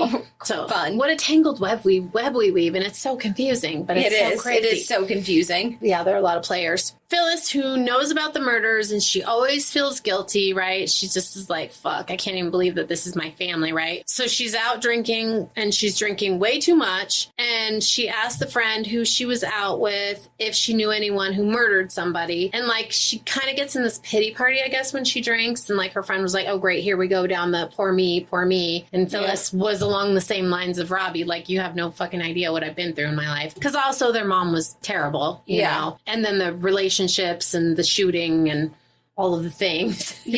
Trying to run someone over and like, you know, just all the things. All of the things that are happening. Well, and their mom cheated on their dad super young and all of the things. Left him. And so she asked her friend who she's out with, do you know anybody who's murdered someone? And her friend's like, no, and I wouldn't want to. And she's like, what if your own mother killed her husband? And Phyllis was drinking to excess because she was like, you know, dealing with the fact that her mother had killed 2 husbands and then buried them in the front yard. And she's like shook, you know? And so then her friend is like, holy fuck, like, are you kidding me? Like, your mom's buried 2 of her husbands and buried them in the front yard. And her friend's like, okay, cool. Well, thanks for the info. Gotta go. Cause she's like, fuck, I do not need to be a part of this. Right. I don't need to be a part of this. So later her friend calls Crime Stoppers and she reports it. And meanwhile, back at the ranch, Rick Rose and Michael O'Brien are working on the Jimmy Dawn case, and they decided that they wanted to question Betty's kids to see if they knew anything about it, right? Oh, gosh. So Rick Rose was able to catch up with Gerald Albright, who's the guy that Betty was fucking that told about. Yeah. So while she was with Ray, he in the confronted him with the information that was provided by Ron Becker. And so he's like, well, fuck, you know, you got me, whatever. Yeah. Here's like another person that can corroborate this information, right? Right. And a firsthand from Betty. Betty, who for some fucking unknown reason is trying to fix it with Ray. She replaced the tires on his truck and she visited him in jail because maybe she just really wanted to be with him and or maybe she was scared of him and she didn't know what he was capable of, even from behind bars, because of the whole having him get involved with the threatening of Jamie and Jamie's girlfriend. Yeah. So, like, you know, my kid did this to him. So, like, what will he do to me? So maybe, I don't know, maybe she's been visiting him. She's probably putting money on his books, right? So he can buy whatever. So she's also freaked out. Because she's like, fuck, man. So she stops at the guard station on her way home from work, and it's about 2:00 in the morning. And she asks the guard for an escort back to her trailer. And as they turned down Betty's street and pulled up at her property, a flash of light exploded, followed by a huge loud bang, and then flames just shot out of her trailer. Ooh. So Betty tried to put out the fire with a garden hose, but it was too much because it was like a full-on explosion. And the fire department was there within 5 minutes. Betty was freaking out, and this is really sad. Because not only was her trailer on fire, but her Did she dog... have a pet? Her dog that was locked up in the pantry when she was at work. So I'm assuming she had it set up nicely because she loved her dog, I think. You know, was passed in there. away. Yeah. So after about 20 minutes and the fire was out and Betty ran inside and she came out carrying her dog who was dead. And Betty was like crying and she's crying over this dog, right? Right. Which I get. I understand too. But she was never like any kind of emotional about Jimmy Dawn, right? Yeah. So she's crying and saying, those goddamn bastards, they killed my dog. This is murder, blah, blah. And, you know, it's a little odd to people that like Jimmy Dawn's gone missing. You're trying to get his money. There's no tears shed. Right. You know, you're freaked out about your dog though. Right. You're pissed off about your dog. Yeah. It's not your husband. Yeah. So it's a little suspicious to all the people in the community because everybody knows everybody, blah, blah, blah. So a fireman approached Betty and he said, ma'am, I just wanted to let you know that the fire was started with gasoline. And so it's for sure arson. Yeah. Yeah. Yeah. Well, of course. Yeah. So Rick Rose so he talks to another deputy or sheriff or whatever in the town where Phyllis lives because she doesn't live like right there where they all live. Like it's all happening like in the same area, but not like necessarily in the same community. So he talks to a cop like in their district and he's like, I'm going to try to get her on the phone and keep her on the phone. And then I want you to like go to her house while I have her on the phone so I can make sure that we can, you know. And so when he finally caught up with Phyllis after the Crime Stoppers information was reported to him, because he's like, oh my God, you gotta fucking be kidding me. Like, now I have this from Ron Becker and I have this from Gerald Albright. And now I have somebody calling Crime Stoppers saying that Phyllis said. And so, you know, we got to get something connected here. Something in the works is happening. Yeah. He finally catches up with her and he gets her on the phone and he pressed her until she broke down. And she said that she only knew what her sister Shirley had told her. And she went on to say that Betty had asked Shirley to help bury Wayne. And Rick Rose is like, wait, who's Wayne? Right, I thought we were talking about Jimmy Dawn. Right, and Phyllis replied, Wayne Barker, isn't that why you're calling? Like, isn't that what you're calling me about? And then Rick Rose had like a light bulb moment and he recalled that Betty had a husband who had left her and that he had never considered the fact that he too might be buried in Betty's front yard. Right, or contested anything. Right, so here we go. Rick Rose asked Phyllis about Jimmy Dawn while they were on the phone, and then Phyllis gets a knock at the door, and it's the Dallas Police Department, and Phyllis is like, they're like, hey, if you don't tell us the truth about everything that you know, then we're going to charge you with conspiracy to murder, and so you're going to be in it now. Yeah. You know, and so she's like, well, fuck. So you better confess. Yeah, she's like, then I guess I'll tell you what I know. So we've got our unraveling. Well, you know what? I just don't understand why it's taking everyone so long to get all of this put together. Because everybody's keeping quiet. Yeah, but why? She's a murderer. I don't know. Because it's family loyalty, but then like the guilt's getting to them, and so then they're telling people. Yeah, but all the other people that know, like the girlfriend. Which girl? Oh, yeah. The girlfriend who called her grandma, and like, we don't know what grandma's input was unless you Grandma told her she didn't believe her. Remember? Whatever. He's just telling you shit. Okay. You know? No, I spaced that part out. Yeah. No, all I'm thinking about is all the people who know about this and nobody's doing shit about it. Well, how often does that happen, though? I was going to say, how often does that happen in real life? But this is real life. All the damn time. But I feel like this is pretty intense considering the events that are going on. Yeah. People try and keep the shit under wraps, even though people know about things, you know, that are happening behind closed doors. Like, she's in the broad daylight burning shit down. Right. And nothing happens. Yeah. Although they're not giving her the insurance payout. But I think still, that they can't prove it because it's just one guy saying it. You know what I mean? So when Ray Bone went to court, he was going to be sent back to prison, or he has the option of helping them convict Betty. So he agreed. He don't want to be a snitch. Like, he's like, I'm not going to tell you anything that I know, but I will help you keep tabs on her, and I'll, like, let you know where we're going and what's happening, because obviously she's not going to be living at the trailer anymore because the trailer's burned, right? Right. So the deal was made with the DA's office, and then Ray was free to go, and he was released on his own recognizance, which, okay, whatever. Yeah. I guess you have to do what you got to do, you know? So Bone took Betty to the house that his brother owned to live in until they figured out where they're going to live. And he kept in touch with Rick Rose the whole time and let him know X, Y, and Z about their comings and goings. And in the meantime, the police and fire department pension board met on the first Thursday in June, and they had no knowledge of the ongoing investigation, and they unanimously agreed to award Betty a lump sum of $15,852 for back payments. For back payments of the $792 that she would be getting a month till she died. Jesus. Yes, Jesus is right. Yeah, fucking bitch. Fucking bitch. Yeah, she sucks. Yeah, she sucks. After the fire, Rose kept tabs on Betty to make sure that the wishing well, he kept tabs on Betty and the property, like he drove by a lot. Yeah. To make sure that the wishing well and that the shed remained intact. Okay. He needed them to be there when he had enough evidence to get a search warrant and start searching, right? Right. So Rose and O'Brien had access to the trailer because of the ongoing arson investigation, and they found a detailed list of like a whole bunch of shit, right? But they found a list in particular that had a list of her 19 guns, and she always kept meticulous records of her belongings, and there was a .38 caliber on the list that had been marked through. Okay, so she'd gotten rid of it because that's the one she shot I don't know if she got rid of it or not, but that's the one she shot Wayne with. Yeah, and also the one she shot Jimmy Dawn with. Oh, I didn't know it was the same one. Yeah, okay. It comes out later, but I'm telling you now.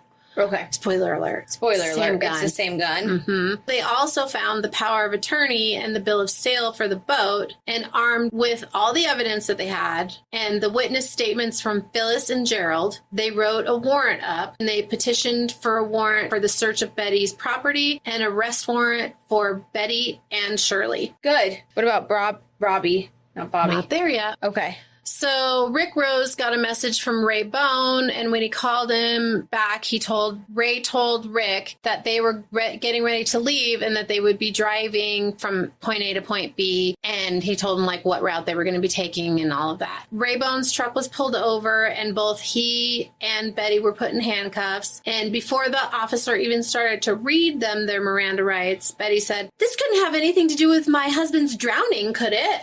Oh my gosh. Yeah. So after some communication with other law enforcement agencies, because they just knew they had to pull this truck over, but they didn't really know why, because they're in a different area. Yeah. Okay. And so the officers released Ray. They only wanted Betty, and she was held with a $1 million bond. Ooh. Mm-hmm. It's getting really real. It's getting really real. So once O'Brien had secured the evidentiary search warrant for Betty's property, he paid Betty a visit in jail, and he told Betty that they were going to search her property, and he asked her if she wanted to go, and she shook her head no, like she's not talking at this point, right? And he went on to say that she could help them out by telling them where the body was buried so they didn't have to dig up her whole yard because they're bringing a backhoe to her place, right? Yeah. And she just shook her head no, and she looked like... She's like, what body?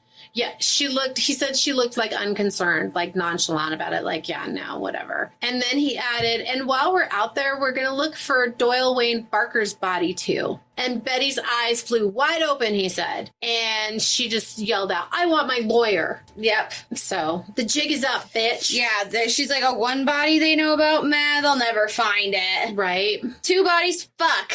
Need my lawyer now. It's on now. Yeah. So on July 8th, 1985, a crowd gathered as they began to dig, and 2 bodies were recovered from her property, and bullets, the sleeping bags, all the evidence that they could collect was literally sifted through, and like everything that they could get was collected, right? So Shirley had been on her honeymoon when Betty got arrested and had no idea of what was going on. And so when deputies showed up at her house and they informed her that they had arrested Betty and they had a warrant for her arrest on 2 counts of murder, and that they also had an arrest warrant for her for 2 counts of murder, and Shirley was in shock, and she was like, 2? She's like, I only committed 1. She said, did my mother tell you that? So she's like, 2? Oh my gosh. I only have 1. And I didn't even murder. I just helped bury. Right. But so by that afternoon, Shirley was in front of a judge who officially charged her with murder, and she was booked. And she too called E. Ray Andrews because he was the only lawyer that she knew, and apparently he's like the only lawyer in town. Right, he's the only lawyer there. And he told her Texas. not to say a word, so she like refused to talk. Or no, they're not in Mesquite anymore. They're in, what is it called? Cedar River Falls or something like that. Yeah, Cedar Creek Lake. Or some, yeah, Cedar River Falls, Cedar Creek Lake, Cedar Lake Creek, something like that. He tells her not to say a word, and so she doesn't say anything while she's in there, right? And Shirley's known to be like a drug user and a drinker, and she was like super stressed, and she's like, I need something to calm my nerves. And especially when she was led to the part of the jail that held the felons versus the non-felons, because it's a jail at this point, it's not prison, so it's tiny, right? Yeah. And she caught a glimpse of her mother in the cell, and she had been trying to avoid her mother for several months because she's guilty. She felt guilty, you know? Yeah. Because everybody was like, don't kill, not everybody, but the people who knew she was going to kill Jimmy Don were like, he's nice, he treats you well, like, what the fuck Why are you doing? going to kill him? Yeah, like, it wasn't even cool for you to kill Wayne, who was a douche, but Jimmy Don is like a good guy. Right. So Jimmy Don's the person that you've wanted forever. Right. So she's been trying to avoid her mom. And then because every time she sees her mom just wants to talk about the murders, and Shirley just wants to forget about him. And I don't know, does Betty want to talk about him because she's like, haha, I got one over on everybody, or like she feels guilty and like she's just like a therapy session, she wants to get it out. I don't really know. Okay. But then things got even better because Shirley was put in the cell right next to Betty's. Oh, gosh. Right? Like, I don't know if I feel bad for Shirley or not. no. Because she still participated and didn't do anything to stop it. Yeah. But then again, like, she didn't want her mom to do these things. She almost did it out of, like, a protection for her mom, who's never protected her. So I don't understand that allegiance either. Right. Whatever. Well, What do child I know? abuse, Yeah. you know? Yep. So 2 days after Betty's arrest, Jamie Beets filed a motion for a protective order to have his father's assets frozen because he was actually the rightful heir to everything. The thought of Betty spending all his dad's money on her bail and defense just made him sick, Yeah. which I don't blame him. Yeah, absolutely. So I wonder how often that happens and we don't hear about it. That, like, you know, they killed this person, they get the life insurance payout, they get caught, and then they're using that money to fund. oh, I'm sure it happens a lot. I know. Except for, excuse me, once you get caught, I don't know if you're allowed to use the money. But I think you have to be, you probably have to be convicted. But it gets, I mean, yes, like your accounts could get frozen, so nothing is coming in. But We're going out. we're going, oh, yeah, we're going out. But I would say that money's still there. Exactly. So, but I don't think they can actually take it from you until you're actually guilty or found guilty or whatever. Okay. So a stream of neighbors were questioned about Betty, and she hadn't made many friends in the neighborhood because they were always playing their music too loud and they were shooting guns. And once they even had a gunfight, and they were no doubt referring to the altercation between Bobby and Raybone, right? Yep. And they were always yelling and fighting.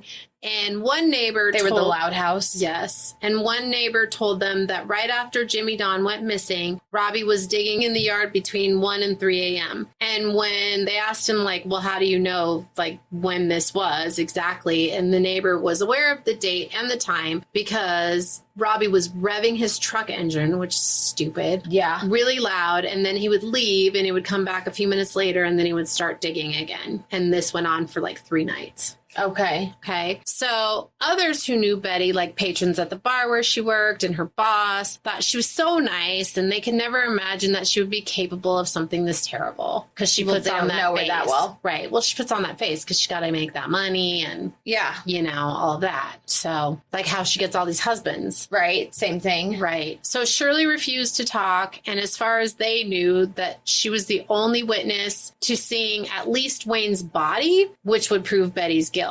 Rick Rose went to see Phyllis to see if she could give them anything more. And Phyllis told them that she knew that Robbie had helped bury Jimmy Don. And Rose was shocked because he couldn't believe that Betty could get 2 of her kids to help be accomplices to murder.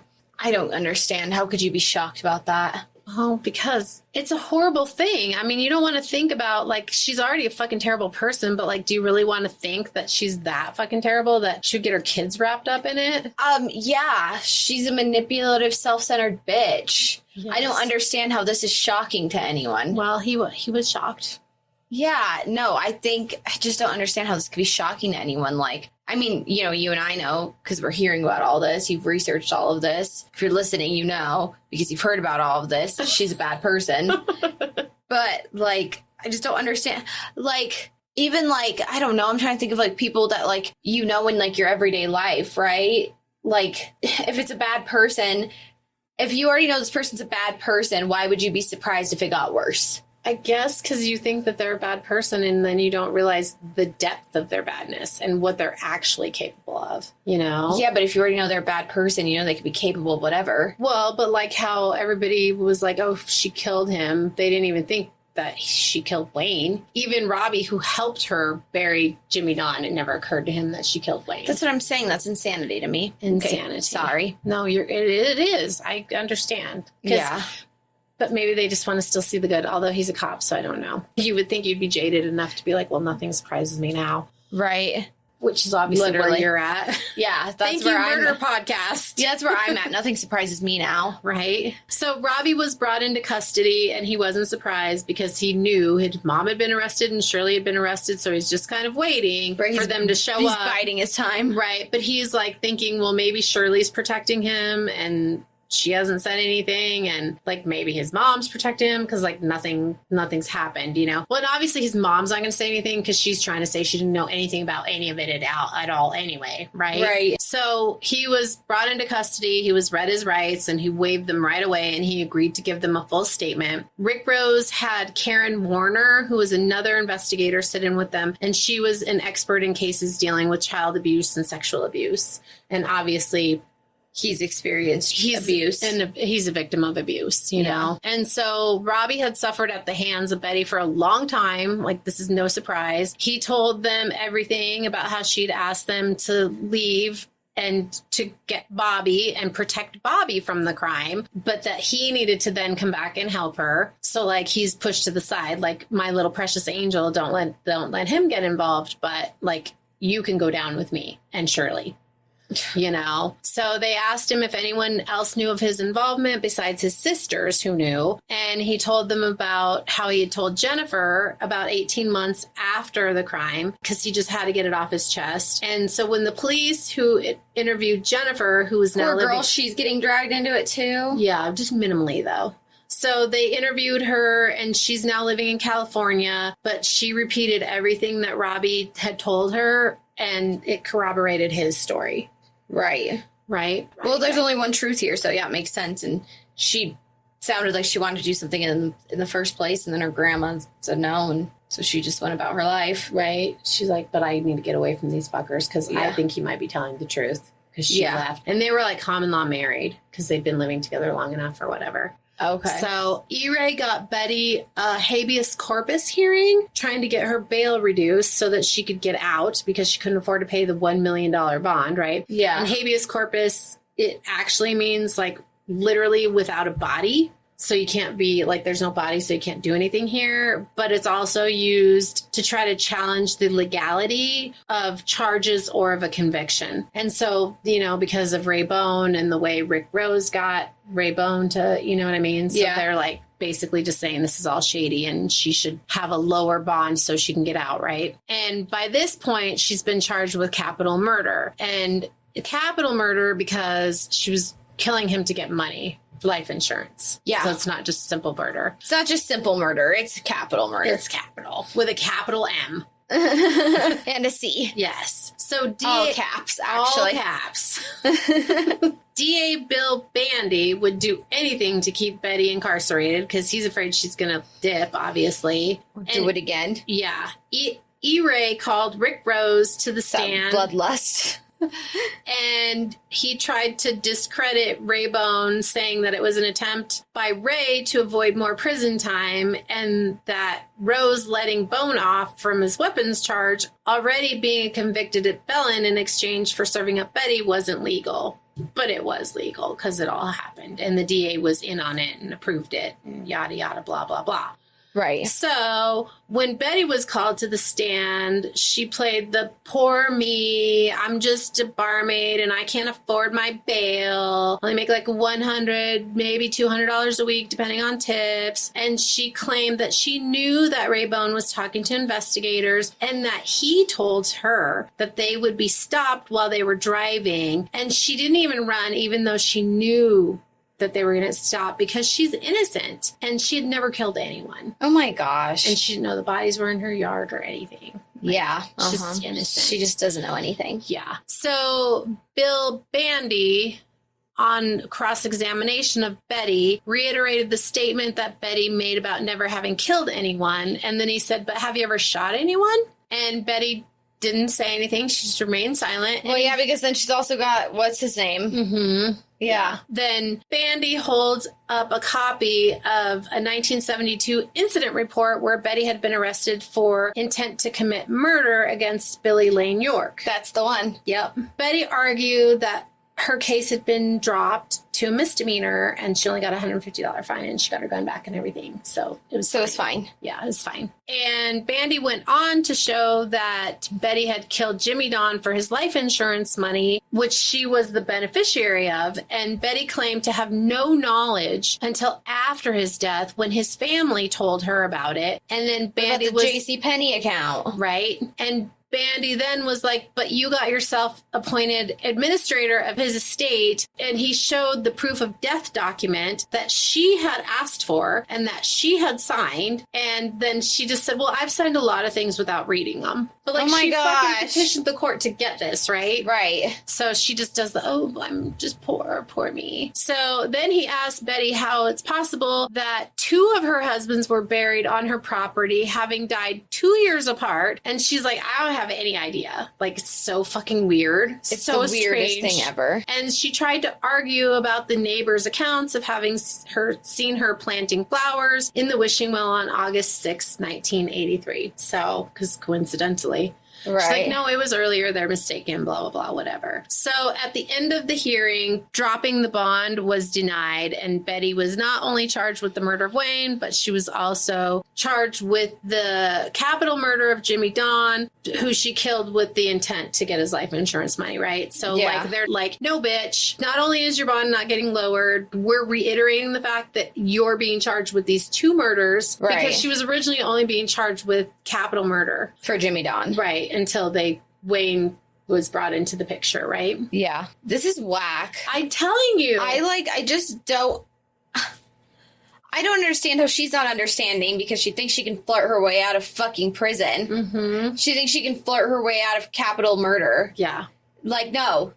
They're going to be a jury. Right? And they're not going to like you. Right? They're going to be on to your little game, chickie, sexy tiger. Right. E-Ray himself had a reputation as a drinker around town, and once he had been arrested for public intoxication, and the state had temporarily suspended his license until he went to rehab. Okay. So this is E-Ray. This is her lawyer. This is her lawyer. E-Ray asked for the trial to be moved because jurors in the area were too familiar with the case. And at this point, the case was national news. And I was going to say, I feel like everyone's biased at this point. Everybody knows about it. So it'd be hard It's to like find the Casey Anthony stuff. Like, Right. It's going to be hard to find anyone. who doesn't know. Yeah, although, anyway. Yeah. So he asked for the trial to be moved, and they were like, well, it's going to be hard to find any jury that's not already biased. On October 7th, 1985, the trial was moved to Athens, Texas, which was a town of only about like 10,000-ish. And on the first day, there was a line around the courthouse of people trying to get in so they could watch the proceedings. Some had even packed lunches and were planning on making like a whole day of it, which, you know, hey, why not? Yeah. When Betty was escorted into the courtroom, she was made up as usual. It sounds like something I would probably do. Yeah. Oh, yeah. Me too. Totally. It's like, I want to watch this bitch get taken down. Let's stop at Subway. Yeah, I need my popcorn. So she was made up, looking her best. She was even wearing the gold band from her marriage to Jimmy Don. Oh my gosh, of course she was, even though she's moved on twice since then. And At least. no, Jimmy Don. She just had Ray. She's moved on twice, like in terms of having partners, whether physically or Otherwise, yeah, or yeah. Well, and she killed living. him, so you don't get to wear the ring, bitch. yeah. Yeah, but you know, She's hey, trying to look sympathetic. Yep. yeah, sexy tigery. Yeah, sexy tigery. Sexy tiger-esque. Yes. Even though I don't know if you can be a sexy tiger if you're married. I'm just saying, I think sexy tiger implies single tiger. Single sexy tiger. Yeah, just saying. This trial would only be for the capital murder of Jimmy Don Beets, and the judge warned the prosecuting attorneys not to bring up the murder of Wayne Barker or the shooting of Billy York Lane unless the defense brought it up first. Okay. Because it's that whole, like, you can't bring other shit in. Like, Yeah. you can't bias the jury, right? Which is so lame. It sucks. Unless the defense says something, yeah, unless her team says something, Yep. they can't Yeah. add more shit to the table because they're only in trial for this one thing today. Yep. And you can't bring anything else into it. Yep. The jury consisted of 8 women and 4 men, and Bandy began his opening statement by presenting a synopsis of the facts, and then he went on to say that the case is going to shock you and it's going to appall you, and like he was super like rah, dramatic, Yeah. like lawyers are. Right. And E-Ray just declined to make an opening statement. He's like, Mm. okay, I'll just be here. Yeah, he's like, I'm just going to be over here in the corner by myself. Thanks. Bandy called his first witness. That was Deputy Marr, the first one that went to Betty's, right? Right. And the jury heard his testimony about his first visit with Betty on August 6, 1983. On cross, E-Ray tried to argue about the date, but the deputy was like firm on it because he took notes during his conversation with Betty. And Yeah. E-Ray's just like, well, are you sure it was that day? Are you sure? I'm like, well, okay. Okay, whatevs. Right. And E-Ray then asked, did you see Mrs. Beets murder anyone? And Marr replied, he never claimed to see or kill anybody. He just had his notes. You know? So Yeah. like, okay, dude. And, you know, as I said, E-Ray's a little drinker. Yeah. So, and people did smell alcohol on his breath during the trial. Fuck. Well, actually, that's probably good. Probably good for everyone else. It'd be good for Betty if, because, she could get off because her lawyer's incompetent. No, I was saying it's good for everyone else's sake that he's incompetent. Right. Because but it also could be a reason for her to get off because he is incompetent. But so other investigators... Not get off, just a retrial. Well, yeah. A mistrial or like whatever. Like a recess? Yeah, I don't know. Or maybe not, I don't know. But anyway, some things would happen. I don't know. Stuff would happen if you knew your lawyer was drunk. It's been a long time since I was a criminal justice major, actually. So, that was a long time. A whole lifetime ago. That was 3 majors ago. Other investigators... 4 majors ago, shit. Okay, we don't have to keep talking about that. Story for another time. Other investigators throughout the search and also Chaplain Burris said that Betty never seemed to be grieving in any way and was always like calm, and she was in full makeup looking her best. And Burris also told the court how one of Betty's first questions the first day he went out there was about life insurance and death benefits.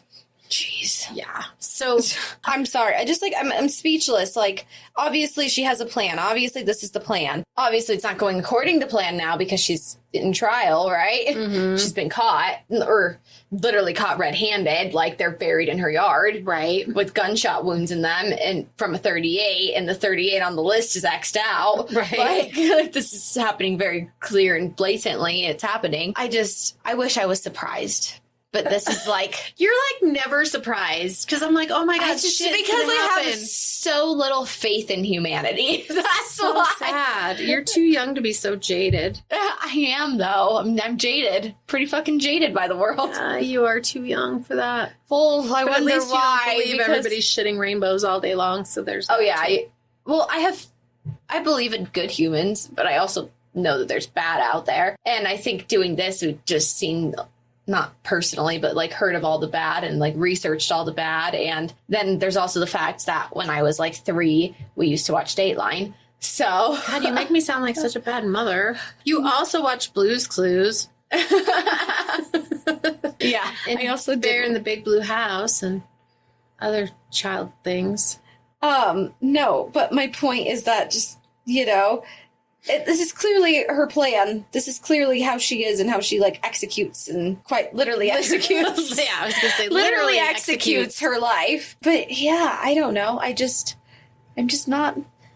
wish I could be surprised at what a psychopath she is. It feels like I should be reading a novel right now because it doesn't feel like it should be real. And that's why I'm not surprised. It doesn't feel like it should be real life that this is happening. You are correct. Do you know what I mean? Mm-hmm. I'm not surprised that this shit happens. It just doesn't feel like it should. Correct. And it also doesn't feel right that so many people like are infatuated with this woman, and that right. I think she knows so many people. That's the biggest shocker here to me is that she's. It happens all the time though. People get away with so much shit because of how they look or how they act. It's just ridiculous. Yeah, it is. So Robbie, being the only actual witness to seeing the body of Jimmy Don Beets, sorry, took the stand, and he never looked at his mother once. Yes. Like, you didn't say that at all this episode. You did last episode, though, and I cut it out. Thanks. He never once looked at his mother, and Bandy had Robbie recount the details of what he said was the worst night of his life, which I can only imagine. Yeah, no shit. E-Ray took his time with Robbie and at one point asked him if he had ever told anyone. And then Robbie told the court that he had told Jennifer. And E-Ray accused Robbie of killing Jimmy Don and telling Jennifer that it was his mother that did it. Oh my God. But he just told her because he wanted to absolve his guilt. But he told her a different story, but to take the weight off of himself. Right. He's still projecting. Right. Like, is this fucked up? Yeah, no, that's shocking to me. Good, yay, finally some shock. No. Also, everyone was in shock. Well, no, okay. Can I just clarify what I was trying to say earlier? This is all actually shocking. It's just not surprising. Okay. Does that make sense? Yes. Because it's like, duh, she's an asshole. Duh, all these things are happening. But it doesn't take away the shock factor of this is actually fucking happening. It happened. Oh my God. So, yeah, I just can't believe there's so many people under her spell. It's the voodoo clam. Gross. It is. Don't say that ever again. Well, it is what it is. It's the voodoo clam. Stop. La la la la la. She's like, I can't even look at you. I can't look at you when you say it. And now you're mine. So not only you, but everybody's in shock. In shock. Everybody's shocked that, like, E-Ray's trying to blame Robbie for the murder. Yeah. And there was a rumor floating around the courthouse that E-Ray was going to try to pin both murders on Robbie. But Robbie had never even met Wayne. So good luck with that. Right. Yeah. He wasn't living there at the time. No, he was not living there at the time. He was living with his dad. The prosecution had to shoot holes in E-Ray's theory and the outright accusal of Robbie. There was no evidence that Robbie had any involvement with the actual murder. None of his sisters implicated him, and he had nothing to gain. He liked Jimmy Dawn, and like everyone else, said that he treated Betty very well and couldn't understand why she'd want to kill him.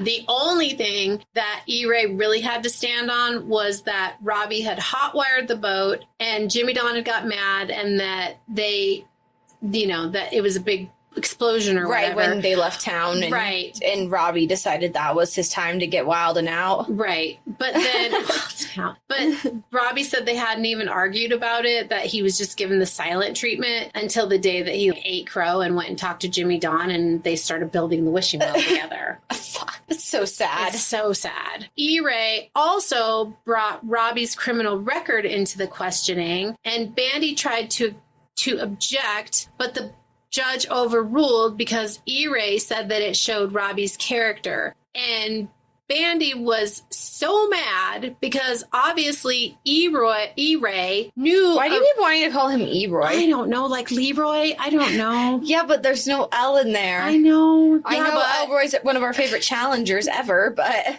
That's Leroy. Did I say E-Roy? You said Elroy. Oh, gosh. Okay. We have to carry on because this is going to keep Leroy, going if you're listening to this, I'm sorry. Going. It's my dream come true that you'd listen Leroy to this. and Cameron listening. That'd be so Oh my cool. God, do you know they're having a second baby? Yes, you told me.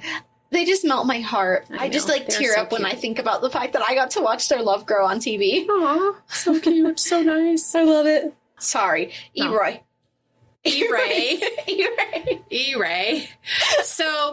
As I cut you off to say, why do you keep saying his name like that? Why? So Bandy's like super pissed because, again, E-Ray knew of Robbie's criminal record because he had been the lawyer that they had hired to defend Robbie. So E-Ray is using privileged, confidential, I was gonna say, attorney-client information to... Isn't that privileged info that he's bringing into trial? Mhm. Which I guess the defense can then do... The defense can bring it in, the prosecution can't, but then the prosecution could say some shit like... Yeah, you defended him, so... Yeah. Yeah, of course you know about this. Anyway, so he's using this information that he has from being his attorney previously to protect the client that he has now against him. Fuck. Yeah, like he's equally as great as Betty. Do they wind up together? Are they soulmates? Maybe. E-Ray claimed in open court that Betty was protecting Robbie by taking the fall for him, but she couldn't bear the thought of prison or even the death penalty. So now she was telling the truth that Robbie was the one who actually killed Jimmy Dawn. And Betty was going to take the stand and say that Robbie was the one who shot Jimmy Dawn. And he asked Robbie on the stand, do you have any witnesses to prove that you weren't the one who did it? Because your mom's going to get on the stand and say that you did. Yeah. Shocking. I'm out of words at this point. I just, this is real life, and it's fucked. It's fucked. So after the court was adjourned, Bandy went and talked to the investigators, and O'Brien was like, there's no way that he had anything to do with it. Otherwise, E-Ray would have been claiming false arrest before this even went to trial. Like, he's just trying to put blame on somebody else. But ballistics have proven... This guy needs to get disbarred. Ballistics have proven... Just saying.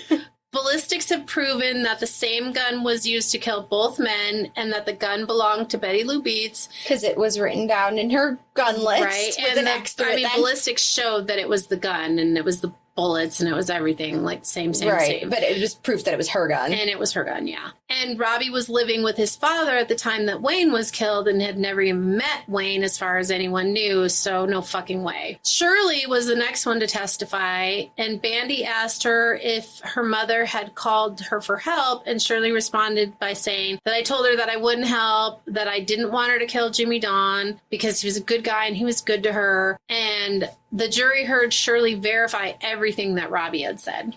Okay. So their stories are the same. Yeah.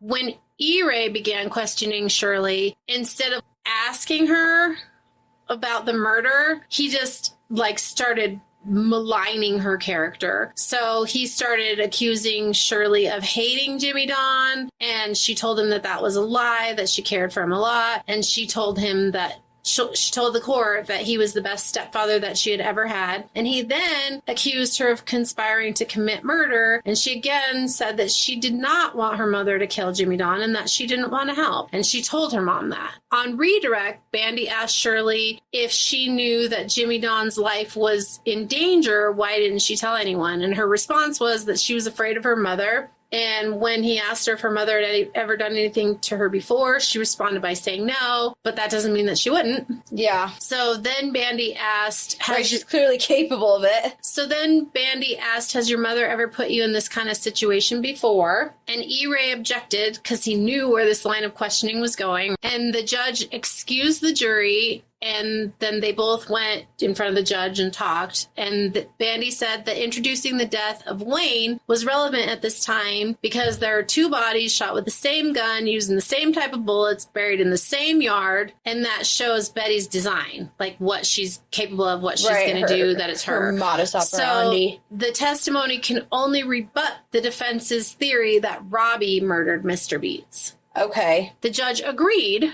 And the jury was called back in, and Bandy began asking Shirley about the night in October of 1981 when her mother started a conversation with her about killing Wayne. And Shirley went through the events that followed, and she told the court everything that happened. Bandy passed Shirley, the witness, back to E-Ray, who again just started fucking trashing her character. He's like, don't you shoot drugs, and you pass out frequently, and you have memory loss because of your drug use, and blah, blah, blah. And Shirley said that she had been a drug user, but now she only drank beer, and she didn't, and she was telling the truth.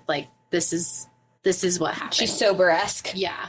So E-Ray accused her of making up false testimony so that she could be released on $5,000 bail, not the original $1 million that she was also being held on. And Shirley said that it was her choice to testify, that they didn't hold that as a carrot over her. She just was like, my mom needs to be punished for this. And so I'm willing to testify, just like Robbie was. Robbie was like, I'm guilty of this, but fuck, she needs to go down. So a handwriting analyst was also called to the stand to testify about the JCPenney life insurance policy. And Jimmy Don's signature was not his signature. So E-Ray couldn't argue with the handwriting analyst that the handwriting wasn't the same, but he did call into question the reputation and the fact that the analyst was paid to testify, which a lot of people are paid to testify in court because they're giving their expertise. They're getting paid for a service. Right. So anyway, his attempt to discredit the witness who worked for the Dallas Secret Service and had testified in over 60 cases and had never been wrong in his analysis in the past didn't really go that well.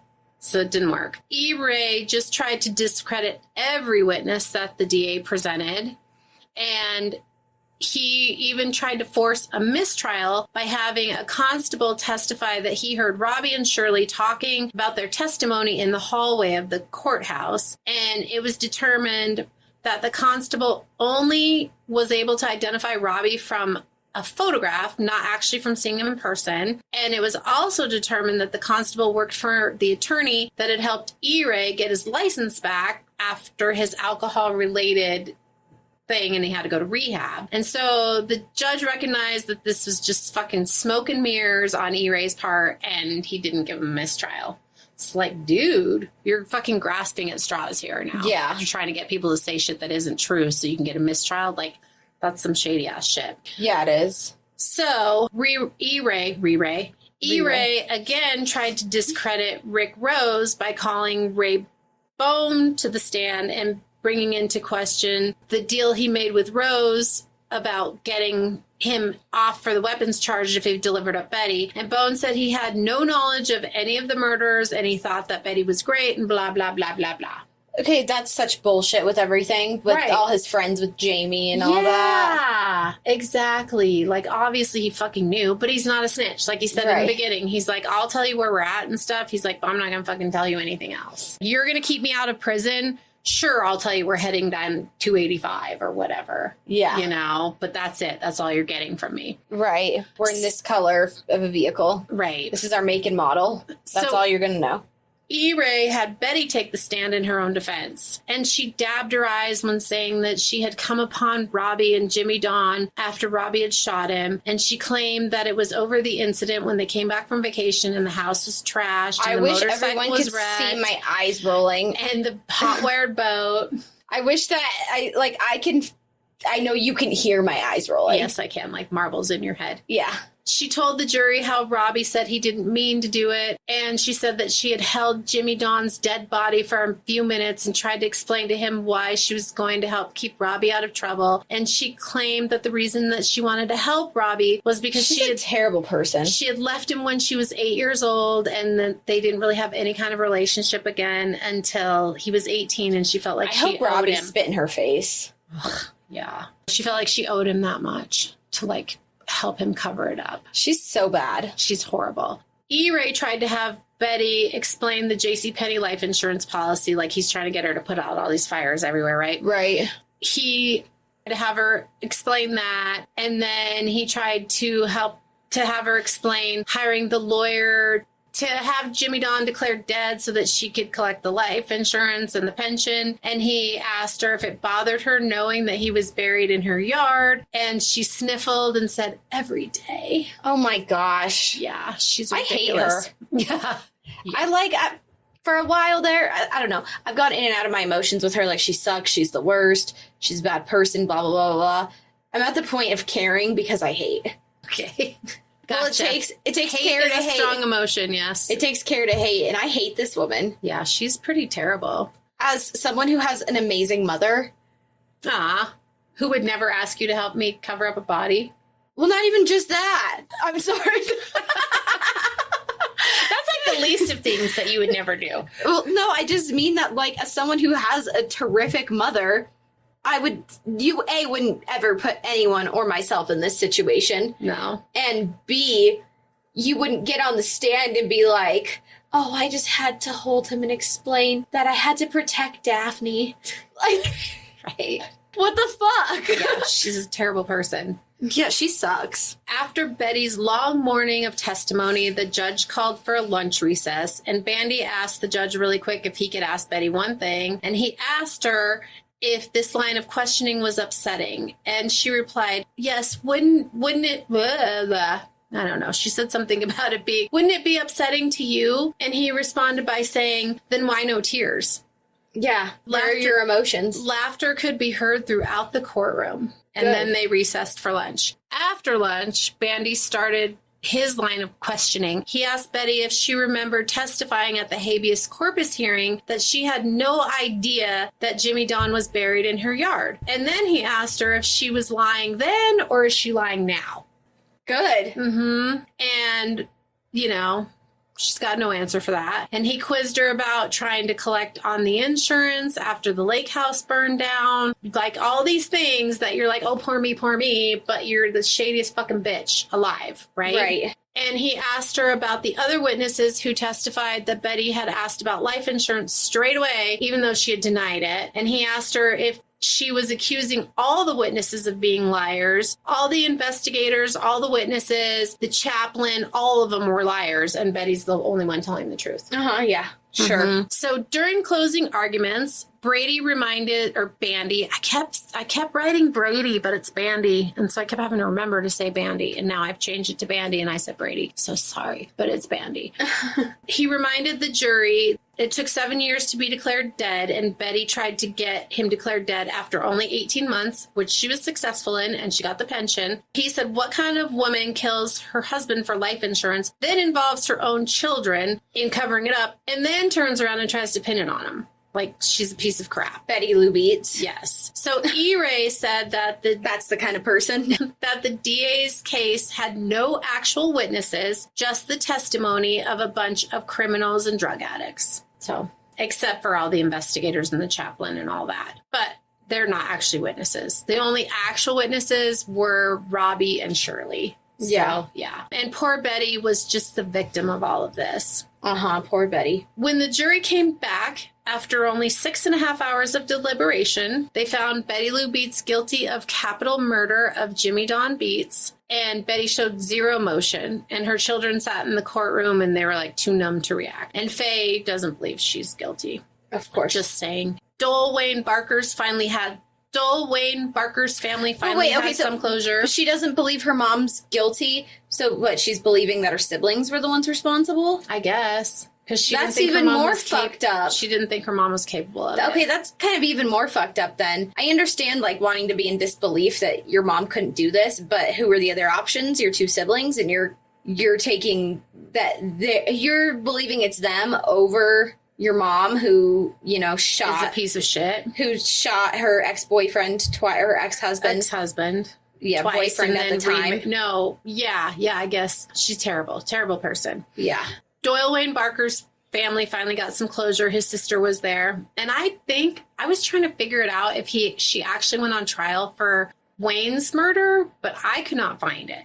Okay. So I don't know if this was just probably like, didn't. Maybe like they got her convicted for this. So like, we're just going to leave it because we've already spent enough money on this bitch. Right. And J.B. Beets got the justice that he had been seeking all along because he knew from the very first fucking day and that Susie she did it. And the parents and Charlene, the original ex-wife. Yes. And the only one of Betty's kids who believed in her innocence was Faye, but she had been left out of all of the family discussions and she was never privy to any of the information. But all the other siblings were like, oh my God, I can't believe this shit. So the sentencing also was left to the jury and they decided that she would be sentenced to death. I have mixed emotions about that, but continue. Okay. And this is just my wrap up here. So in 1994, Bobby, the love of her life, was run over by a car and he was killed. And Betty was devastated by that because he was like crying when she got sentenced. He was like, mommy. Like he had to go live with, I think he went and lived with Faye. So, because he was only 17. So, but yeah, it's very, like, she fucked up a lot of lives, right? And Shirley, she fucked up a lot more than just her victims' lives. She fucked up their families' lives, their friends' lives. She fucked up her own family's lives and any future relationships in her family's lives. Like, clearly Robbie was really into Jennifer and didn't work out. Right. Shirley was in and out of trouble for drugs and alcohol-related incidents. So I didn't get into her, but like if you Google her, there's a lot on her. Is she still alive? I think so. So. E. Ray Andrews, who ended up becoming the DA of Henderson County in 1994. Oh, fuck. Was found guilty on February 19th, 1996 of interference of commerce of a person in a position of power because he forgave parking tickets and speeding tickets and did other favors for friends. Then he left the scene of an accident after slamming his car into a closed gas station with an empty bottle of wild turkey in his car. Then he was also accused of offering to let a man off for murdering his wife if the guy paid him $500,000. And the FBI was notified about this, and they found $100,000 of unreported cash in a safe deposit box that belonged to E-Ray. So he's a real piece of shit. Yeah, he was convicted. He was charged. He was found guilty. So he's probably in prison if he's not dead. I think he's dead. And yeah, so he's a douchebag. And so in 1995, but this is before he's found guilty, but Betty already knows about all this. Betty tried to use E-Ray's fall from grace to her advantage. E-Ray had made a contractual agreement with Betty Lou Beets for her media rights since she couldn't pay for her defense. Then he promptly signed them over to his son, trying to keep his hands clean because he knew that he would get in trouble for doing that, because that was while she was his client, while they were in, before they went to trial, because he knew she couldn't pay. So he's like, hey, I get the rights to all of there's books, movies, anything. I get the money, not you. Yeah. So, but then he was like, oh, but hey, son, here you go. So there was that. I wonder if they've actually made money off of it. Probably the son did. I don't know. Fucked up. So he was trying to keep his hands clean, and he also knew that Betty's story would be more valuable if she was found guilty. Yeah. So Betty's like, hey, he wanted to not get me off, and he's incompetent, and clearly he's a fucking scam artist. She tried to petition for a new trial because she claimed that he provided her with ineffective counsel. And the court quickly ruled that E. Ray Andrews' defense hadn't made much of a difference in the outcome of her case. It mostly boiled down to her asking about the life insurance policy the day after Jimmy Don's disappearance and then denying it. So, and then also that habeas corpus hearing where she said she didn't know that the bodies were buried in her yard, and then she turned around and said that she helped Robbie to save him. Yeah. So she dug her own grave. Yeah. Unfortunately, not literally. But Betty continued her appeals for 10 years and then asked for a pardon from then Governor George Bush, which was denied, and the Supreme Court also declined to hear her appeal at all. On the day of her execution, protesters rallied around the prison, claiming... There were protesters for her? Yeah, they claimed that she had battered women's syndrome, and they held signs reading such things as "Don't kill battered women" and "What my husband started, Texas will finish." So they're blaming her husbands for what she did. I will say I don't disagree that she, to some extent, probably did have battered women's. Yeah, they did diagnose that she had PTSD, and because she went through all this stuff during her appeals. But her first marriage wasn't like this. No. And she's the one who fucked up her first marriage. Yeah. Okay, sorry. Yeah, no, you're fine. Because she went through all this stuff during all of her appeals, because she appealed for 10 years. And so she was seen by therapists and counselors and psychiatrists. And, they did diagnose her with PTSD. And they're trying to do studies on her. Yeah, but doesn't erase the fact what you did, especially Jimmy Don, because he didn't do shit to you. Yeah. And she just always was like, well, it was only a matter of time before he started hitting me, because he'd been looking at me real mean lately. Right. She's trying to come up with it to save herself. Yeah. She was executed on February 24th February 24th, 2000 by lethal injection, and she was 62 years old at the time of her death, and none of the Beets family or anything were there for her execution. But afterwards, Jamie made a formal statement by saying that, she got what she deserved. She got what she deserved, basically. And, he wished his dad didn't have to die. Yeah, for her to get what she deserved. Mm-hmm. Yep. That's it. Well, thank you. Too long. A lot of information in this one. Sorry. A lot of information in all of them. No, that's okay. It was really interesting. I guess my takeaway from it is that, not that I should have a takeaway from it. Don't kill your husbands? No, my takeaway from it is that she's a fucktard. She sucks. She's the worst.